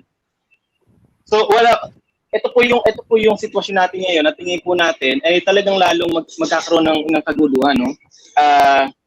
Wala pong transport system. Ang ginagawa na po ng taong bayan ay dumidiskarte yung bisikleta, pero ang nakikita po ito na pagkakakitaan pa ng gobyerno. Wala pong trabaho, yung iba dumidiskarte sa online selling, pero ito nakita na naman po ng gobyerno na nabuwisan. At in fact, kahit po yung mga supporter ng government na nag-online selling, isa na rin po sila sa nagbabago po ng behavior at pagtingin doon sa pamahalaan. So, binubuwisan, pinapahirapan po yung mamamayan habang ligtas po yung malalaki at mayayaman, no? Pinaparusahan, kinukulong at kinakasuhan yung ordinaryong mamamayan, pero awa, pag-unawa ang binibigay po sa katulad po ni Ninang Imelda Marcos, samantalang yung Piston 6 po natin, yung kaawa-awang driver ay nakakulong hanggang sa ngayon. Awa ang binigay kay Coco Martin, kay Mocha Uson, kay of course yung ating nag-birthday na si Chief Sinas, no? Tsaka si Secretary Tugade na halos 3 buwan na walang pasok pero hindi pa rin nakapaghanda para sa transportasyon ng mga manggagawa at saka ng mga mamamayan. So, ito po yung nakikita po natin at tingin po natin ay talagang inaasahan po ng pamahalaan yung pagkilos, no, at saka yung galit ng mamamayan, no. Kaya ang tactics niya is talagang paghiwalayin, pahupain at takutin yung taong bayan. Siguro magandang pong binanggit kanina ni Attorney Lavinia na kailangan tingnan po natin to. We need to look at each other's back regardless of political affiliation and ideologies. Kung magandang i-appreciate ito ngayon at the same time ay lahat po ng kakayanin po natin para mabilis na i-politicize at saka imulat yung mamamayan, tingin ko kailangan po natin gawin. Tapos sa bahagi po siguro ng UNCISA, siguro pwede po ilang mga pwedeng recommendation ay gumawa po tayo ng sumulat po tayo, petition sa United Nations Commission on Human Rights. Katulad po na binabanggit ni Ms. Becky, may trend, may global trend, hindi lang dito sa Pilipinas na sinusuppress, no, at nire-repress yung karapatan at ng mamamayan. So pwede tayo makipag-ugnayan sa iba't ibang mga groups para sumulat sa United Nations Commission on Human Rights para tingnan ito, no. At the same time siguro isa pa, dahil hindi naman tayo masyadong umaasa na ibibito ng Pangulo dahil sila naman na may panukala nito, ay yung mass petitions dun sa Supreme Court, including siguro yung UN CISA, baka pwede po maging bahagi ng o manguna dun sa pagsusulat sa Supreme Court. Sa bahagi po namin, sa GCAP at saka iba pa, nag-uurin po kami ng ASMR, Alliance of Students Against Militarization and Repression. And so far, more than 20 universities na po nakakasama po natin ngayon ng mga independent organizations na talagang na nagwo-worry sa kanilang mga karapatan at nakiisa dun sa ating ASMR. So far, every day may nadadagdag po ng mga student universities, mga universities at student leaders sa coalition, and I hope dumami pa ng dumami at magtuloy-tuloy yung momentum para lumawak po yung ating hanay. So yun lang po, maraming salamat. Maraming salamat sa iyo, Del. Paulina, are you ready to speak? Naka-reconnect na siya. Si Pauline.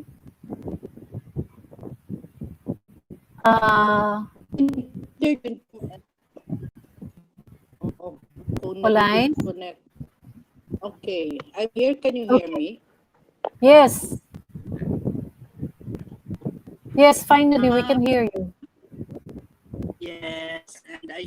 proximity to yung trabaho natin, yung trabaho namin dito ngayon is to organizing and educating, people's organizations, doon sa kanayunan. Especially dito, currently with the sub-Itwam forest restoration. So, this one, very contentious issue in terms, kasi environmental issue. Yung sa halip na while we are educating villages on their right to participate, on their ability to present their situation issues to government, and based on the principle of political collaboration naman, we are afraid, that maski ngayon, takot tayo mga tao, mas lalo pang takot because this parang paatras tayo. Yung aking tanong is, sa ginagawa natin, for example, you do organize, you do educate people on their rights, you work with them to present their issues to government, and we are encountering some unfriendly unfriendly na mga situations, especially when it comes to illegal quarrying, mga pagsusunog, doon. So, and also with politicians who have other interests, in a very critical ecosystem, in that very critical ecosystem. Among yung tanong ko is, ito bang ginagawa natin? Siya ba ay pumapasok doon sa inciting to commit terrorism? Ano pa yung mga grounds doon? Helping to commit terrorism? Yun yung tanong ko. Attorney Lavinia? You're muted, sir. Sir, nakamute po kayo. Paki-on yung mic. Yeah, okay na. Pakiulit lang yung tanong kasi yung last part hindi ko na-catch.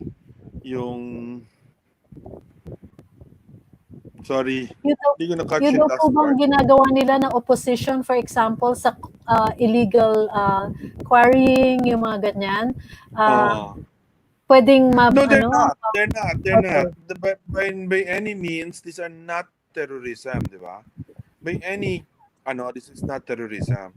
Ang problema lang, yung batas na ito is written in such a vague way that, di ba, yung halimbawa, kung nagalit yung mayor sa inyo, o nagalit yung barangay captain sa inyo, kung i-report kayo na, di ba, ano yan, nagsusuporta yan ng NPA, yung ganyan na di ba? We have a very, lalo sa mga remote areas, malaki tayong problema doon kasi alam ko yun sa environmental issues na maraming pagkakataon yung gusto ng armed group like ng NPA, dati yung MLF or MNLF, nagko-coincide ng gusto ng community. Di ba? Either because talaga totoo nag-coincide or the fact is that di ba, nagiging issue siya, so therefore pwede siyang gamitin to recruit people. Alam natin ang classic example niyan yung Chico River Dam, di ba, sa Cordillera, where there was a legitimate issue that the Cordillerans, the Kalingas and other groups fought the government on. Tapos pumasok din yung NPA to organize the people, to support the people, to fight the government on the same issue. So kahit hindi sila magkasama, di ba? Kahit magkaiba, ito peaceful, legal, di ba? Ito illegal, revolutionary, armed, di ba? For the government, para lang yung dalawa. And many times sa environmental issues, ganun talaga nangyayari. That's my experience, no? In remote areas. Sa city, hindi. For sa remote areas, 'di ba, generally yung kalaban mo yung yung mining company, kalaban ng community, kalaban ng environmental NGO, kalaban din yun ng NPA, di ba? Although sometimes, to be honest, nakakakuha din ng revolutionary taxes yung NPA doon. So maaring at that particular point hindi nila kalaban, di ba? But they're seen also as so ganyan yung ganyan yung reality natin sa mga remote areas. That makes this law very challenging because of that, and very threatening to us because of that. Kaya babalik ako dun sa sinabi ko kanina, di ba, na napakahalaga dito yung unified stand. Di ba, kung sino unang atakihin dito, lalo na kung yun ang mga mahihirap, regardless of ideology, regardless of tulungan natin. Okay. Maraming salamat po. Nakataas ang kamay kanina ni Rosel ng Code NGO. Rosel, you might want to comment now or ask your question. Ay, oo. Thank you, Becky, Attorney Tony Lavinia. Pero mas siguro to, mas sharing kay sa question. May binagit ka kasi, Becky, about ano na nga yung impact nito sa atin, sa ating pagkilos kasama sa pagtugon sa COVID, at saka yung sa SDGs, yung anong progress ng SDGs. So very clearly, mas nagiging mabigat ang trabaho natin bilang mga development workers dahil doble-dobling stress ang nangyayari. Bago pa mag-COVID ay hindi naman natin malayo tayo sa target natin ng SDGs. So mas lalong humirap dahil nag-COVID. At for example, malaki yung impact ng COVID sa SDG health, SDG 3 on health, may far-reaching effects din on other SDGs, SDG 6 on water, SDG 8 on decent work, walang trabaho kasi marami sa mahirap, SDG 10 on inequalities, SDG 1 on extreme poverty, SDG 2 on food security. So mas bumibigat ang trabaho natin. Sinabayan pa ng ang approach ng gobyerno ay military, military ang approach. Kaya kita natin na during COVID, mas matindi yung ginagawa sa pag-check ng quarantine procedure, protocols, etc. Kaysa masagot sana yung mga pangangailangan sa kalusugan, sa pagkain, ekonomiya. Sana inaasahan natin, kasi bayanihan daw, heal as one. Hanggang ngayon, hindi pa natin naririnig yung ano ang komprehensibong plano ng pamahalaan para tugunan yung mga immediate na pangangailangan, tapos yung pang post-COVID. Kasi nga, yung ating pre-COVID situation ay mabigat na, pero hindi pa natin nakikita yung anong komprehensibong plano ng pamahalaan. At nakadagdag na itong anti-terrorism din kasi mas lalong humihigpit ang space na kinikilusan natin. Pero yun, parang nire-reflect ng iba nating kasamahan, lalo na sa mga miyembro namin sa regions, fear. No? Yun yung fear, mas lalong meron na nga existing fear dahil bago sa terrorism bill ay may mga may red tagging. Actually, ang Code NGO yung red tagging. Ang bigat. Pero hindi ito, sabi ang advice sa atin ni attorney ditong panahon para mag-retract at siguro yung mas kailangan pa tayong mas magtulungan, no? Magprotektahan ng isa't isa. Yun lang, mas mahirap ang trabaho pero yun ang dapat siguro natin gawin ngayon. Salamat. Okay, maraming salamat, no. I think you're saying exactly what everybody's experiencing. Rosel, no, salamat sa pagbahagi. Meron tayong wala na si Attorney Lavinia. Are you still there, sir? I'm here. Okay, thank you. But I need Kasi, to go na rin a few minutes, hindi tayo tawagin po natin sa bukod sa from Mindanao Code, ang dating congresswoman si Miss Pat Sarenas. Miss Pat, ikaw naman.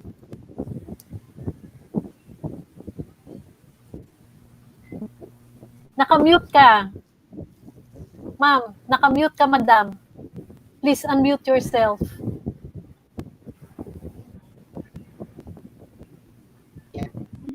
Okay. Okay. Okay na? Okay. Thank you. This morning, we had an online forum, Barog KKK, no? Barog Kagawasan, Barog Kalinaw, at Barog Katumbot, Mindanao. And surprisingly, maraming groups ang sumali dito sa online discussion na may mga kanta-kanta rin. Kasi kumanta si Joey Ayala, kumanta si Father Picard straight from Italy. Rome. And we had some poetry reading. But mainly, from Rome. Mainly, we really came together. We're coming together as Mindanao groups because we think the anti-terrorist bill has a different dimension, has a different effect, no? Or a slight pagkakaiba lang ng dating sa amin na nagtatrabaho sa all over Mindanao. We feel kasi that may apprehension kami about the repressive and harmful practices that will be unleashed again in Mindanao, in communities in Mindanao. After all, naging theater kami. Ang Mindanao, naging parts of Mindanao, and many parts of Mindanao have been in the how many years been the theater in which the campaign against terror and rebellion is played out. Memories of Marawi, of Butig, of Piagapo, even parts of northern Mindanao, where Mindanao communities were destroyed by terrorist and counter-terrorist attacks alike. So napagitnaan ng mga communities ng terror groups and anti-terrorist attacks, whatever, kuno ng government. So, and these communities, many of these communities have not been rebuilt through the years. Even after the government declared victory over the so-called terrorist groups. The rebuilding of Marawi is a classic example. So, for how many more than 2 years na walang accounting of what happened in Marawi and surrounding areas. So, medyo iba rin yun. We just want to highlight. That's why we got together, and I think there were at least three online forums today. One was yung grupo ng Barog, Mindanao, plus a group hosted by the Ateneo de Davao, where all the Ateneos leaders, student leaders from all the Ateneos all over the country also joined. And we had Forum of Balay Mindanao, where Bishop Tony was lead discussant as well.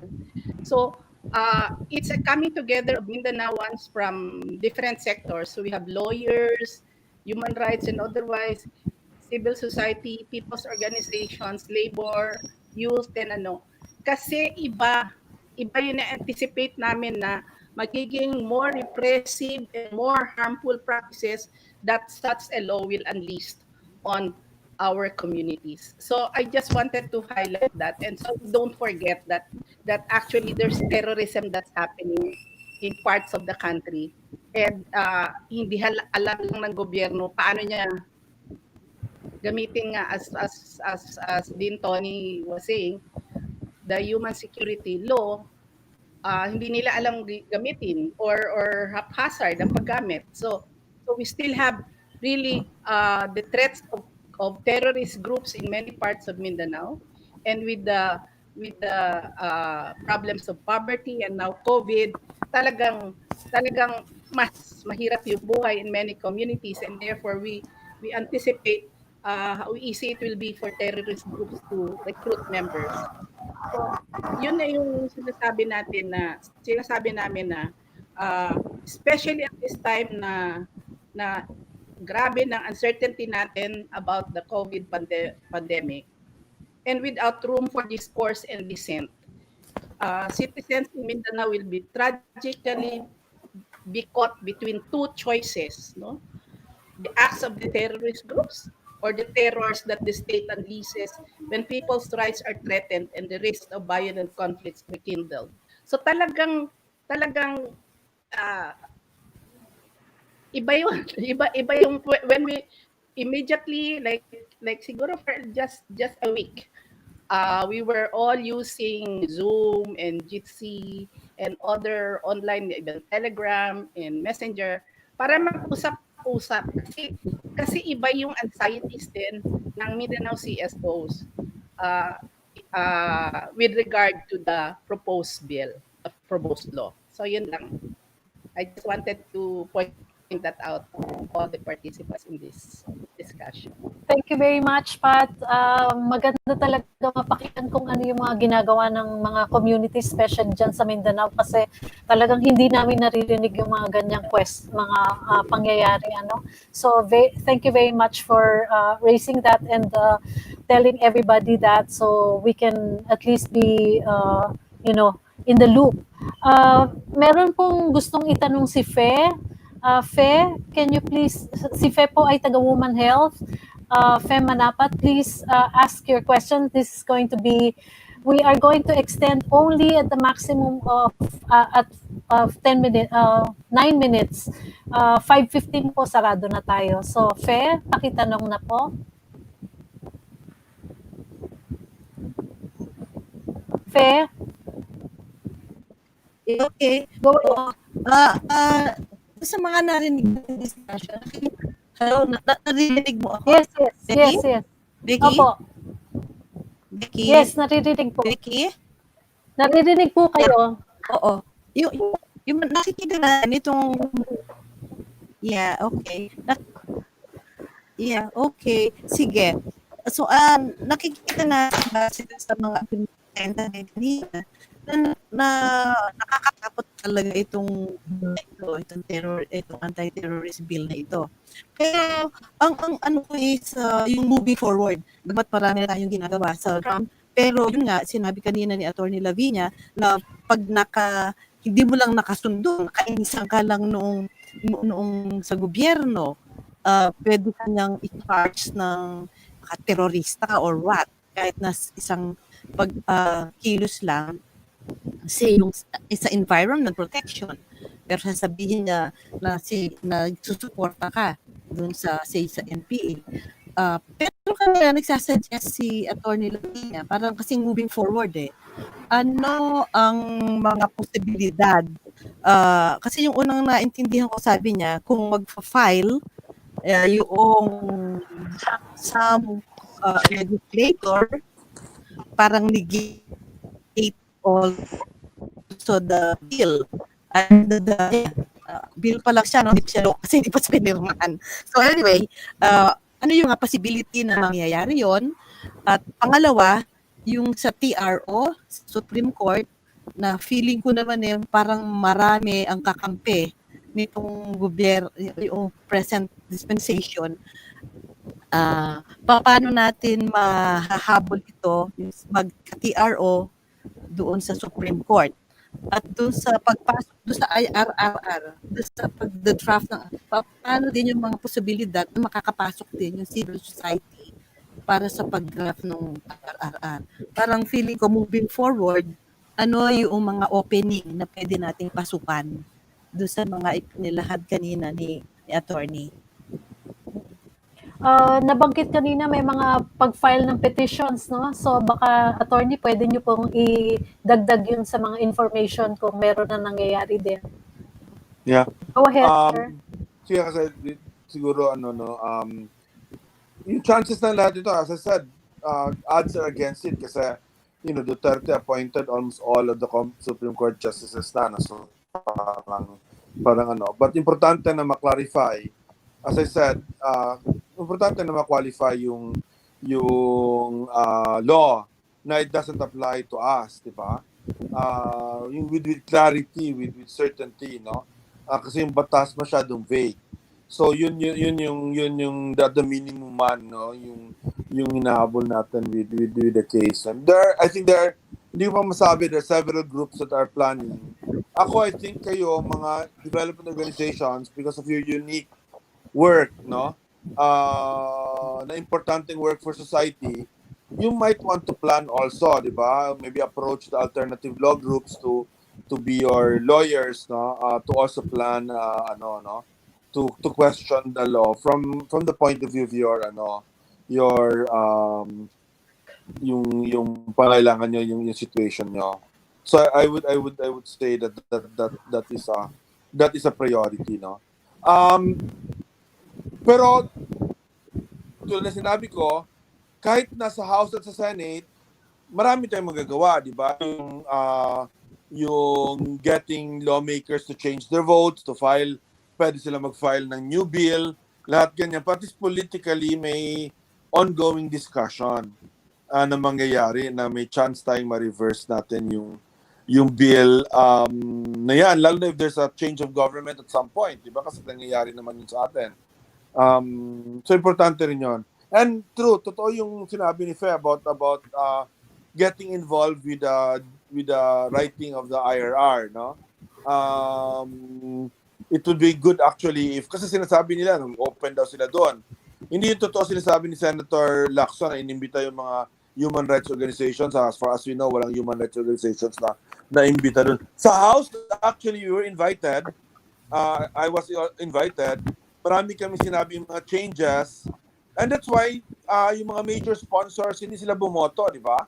Si Congressman Biason at lahat. Kasi sabi nila, may mga legitimate objections kami dun sa some parts of the bill, lalo na yung mga judicial review parts of the bill, di ba? Halimbawa, kasi ako, kahit yung simple lang yung dissent provisions, tanggalin lang nilang exception to the exception, medyo okay na ako for at least for that part, for that particular, not for the whole law, but for that particular part, di ba? Pag nandun yung except and absolute exception siya, hindi na after the exception may exception ka pa, malabo na yon. Bad faith na sa tingin ko yon. Na yung ginagawa ng batas at ng legislators, di ba? Telling us na exempted tayo kasi nag-dissent tayo, but then binawi din pala yung exemption na yon, no? So pa-clarify natin yung sa Supreme Court. I think that's important. I do want to respond to Pat, no? And very important talaga ito, no? Na terrorism is a problem, and for me, my traditional concept of terrorism is still the right concept of terrorism, di ba? Iba siya sa revolutionary movement with which you negotiate with. MLF, MNLF, NPA, RAM, lahat ng mga armed groups noon na nag-negotiate tayo. Tama yun na nag-negotiate tayo doon. Because those are revolutionary movements. But yung Abu Sayyaf, yung Maute, yung ISIS, di ba? Wala naman silang dinidemand sa society except the total destruction of society using So that's the right definition of terrorism. And we have to defeat that. Ang problema ko sa batas na ito, it muddles the issue, di ba? Kung ang talagang habulin natin yung mga terrorist lang, yung mga nag-atake ng Marawi, di ba, yung nagpabomba ng Davao, di ba? Yung nagbomba ng Sulu na cathedral, di ba, Holo? Kung yun ang habulin natin, that's a universe of what? 1,000 people, 500 people in the Philippines, di ba? By expanding it to include every dissenter in the Philippines, that's a universe of 1 million people, di ba? Nahabulin mo ngayon, na ipa-follow mo, uhulihin mo, di mas lalo silang walang mas lalo silang walang ma-convict, walang mahuli, because they have expanded to their definition the number of people that they should be watching, di ba, surveying, arresting, di ba? Mas lalo na. Just imagine Marawi, alam naman natin na may mga terrorists dun sa Marawi, I'm sure meron pa rin ngayon, pero hindi naman yun marami. Hindi naman yun, di ba? that's in the dozens or maybe in the hundreds, di ba? But there are tens of thousands of people in Marawi and in Lanao del Sur that are angry of the government because of the government failure in rehabilitation since the siege, di ba? Thousands, tens of thousands, maybe hundreds of thousands, di ba? Ngayon, terrorism bill, anti-terror bill, sinama mo na yun sila sa pwede mong hulihin. Sa pwede mong isama as terrorist, di ba? So instead of going after 100, 200 people, you will now go after tens of thousands of people. That is crazy. Di ba? That is crazy. Kaya sabi ko yung anti-terror bill na ito terrorizes many of us, but it doesn't terrorize the terrorists. It will make the terrorists happy. Kasi ang dami na niyang kasama. And therefore, he can get lost in the crowd. Okay. Thank you very much. We only have 1 minute, no? So I'd like to actually ask Rose to give her final word on this. Meron po tayong action na gagawin sa bandang huli. Tapos, yung po mga nanonood sa Facebook at sa YouTube, yung po maraming pag-usapan dito sa anti-terrorist bill or law, anti-terrorism law. Marami pong threats talaga, no, sa development work na kinakaharap ang ating mga development workers. So, gusto po namin talaga na kung ano man yung mapagkaisahan natin dito na umaksyon tayo, na mag-file tayo sa Supreme Court kasama ng ibang alternative law groups or other law groups na po pwedeng makisama sa atin as civil society organizations. Pag-usapan po natin, sige po, i-move forward na natin tong steps na to. Kasi napakahalaga po talaga yung engagement natin dito. Pero in the beginning talaga, we should really oppose this. So, Rose, pwede po bang manawagan na kayo? Rose? Okay. Maraming salamat, Becky, sa ating moderator. At syempre kay Attorney Tony Lavinia, always ready for NGOs and human rights defenders, no, na tulong. At katulad nga po ng panawagan na alam na napakarami ng mga nagpa-plano ng file a petition against the terror bill. Ngayong hapon po ay pinakaya, no, ng UN Civil Society Assembly na lahat tayo ay nagkakaisa against the terror law. Kaya po, kung handa tayo, pwede ba natin pakibukas ang lahat ng ating mga video, camera, at kung meron po kayong mga panawagan, mga simbolo, mga maskara, na magpapatunay na tayo ay against the Terror Act, mukhang pagkakataon na po natin ngayon itong gawin. Alam ko meron mga nakahanda sa inyo dyan. Meron po kaming mga maskara at nilagyan po natin ng buhay. NGO workers, ang development workers, dito sa terror law na ito. Kaya kung okay sa itaas ang ating mga kaot, mawagan na i-scrap ang terror law. Nasaan na po kayo, mga kasama? Sige nga, Ellie, pangunahan mo nga, Ellie. Ellie? Po, ano po yun, Miss Rose? Hindi ko po alam kung dahil sa weather. Sige po. Sige po, ano po natin, mga kasama, scrap terror law. Sabay-sabay po tayo. Scrap terror law! Scrap terror law! Scrap terror law! Scrap terror law! Scrap terror law! Scrap terror law! Mga kasama yung mga Scrap terror law! yung mga panawagan nyo po, yan po. Salamat sige po. Okay po. Okay. Salamat po. Sige po, thank you. Maraming po salamat sa lahat. Have another meeting. Thank you very much. Salamat po. Maraming salamat po. Salamat po. Thank you. Good night, everybody. Salamat po.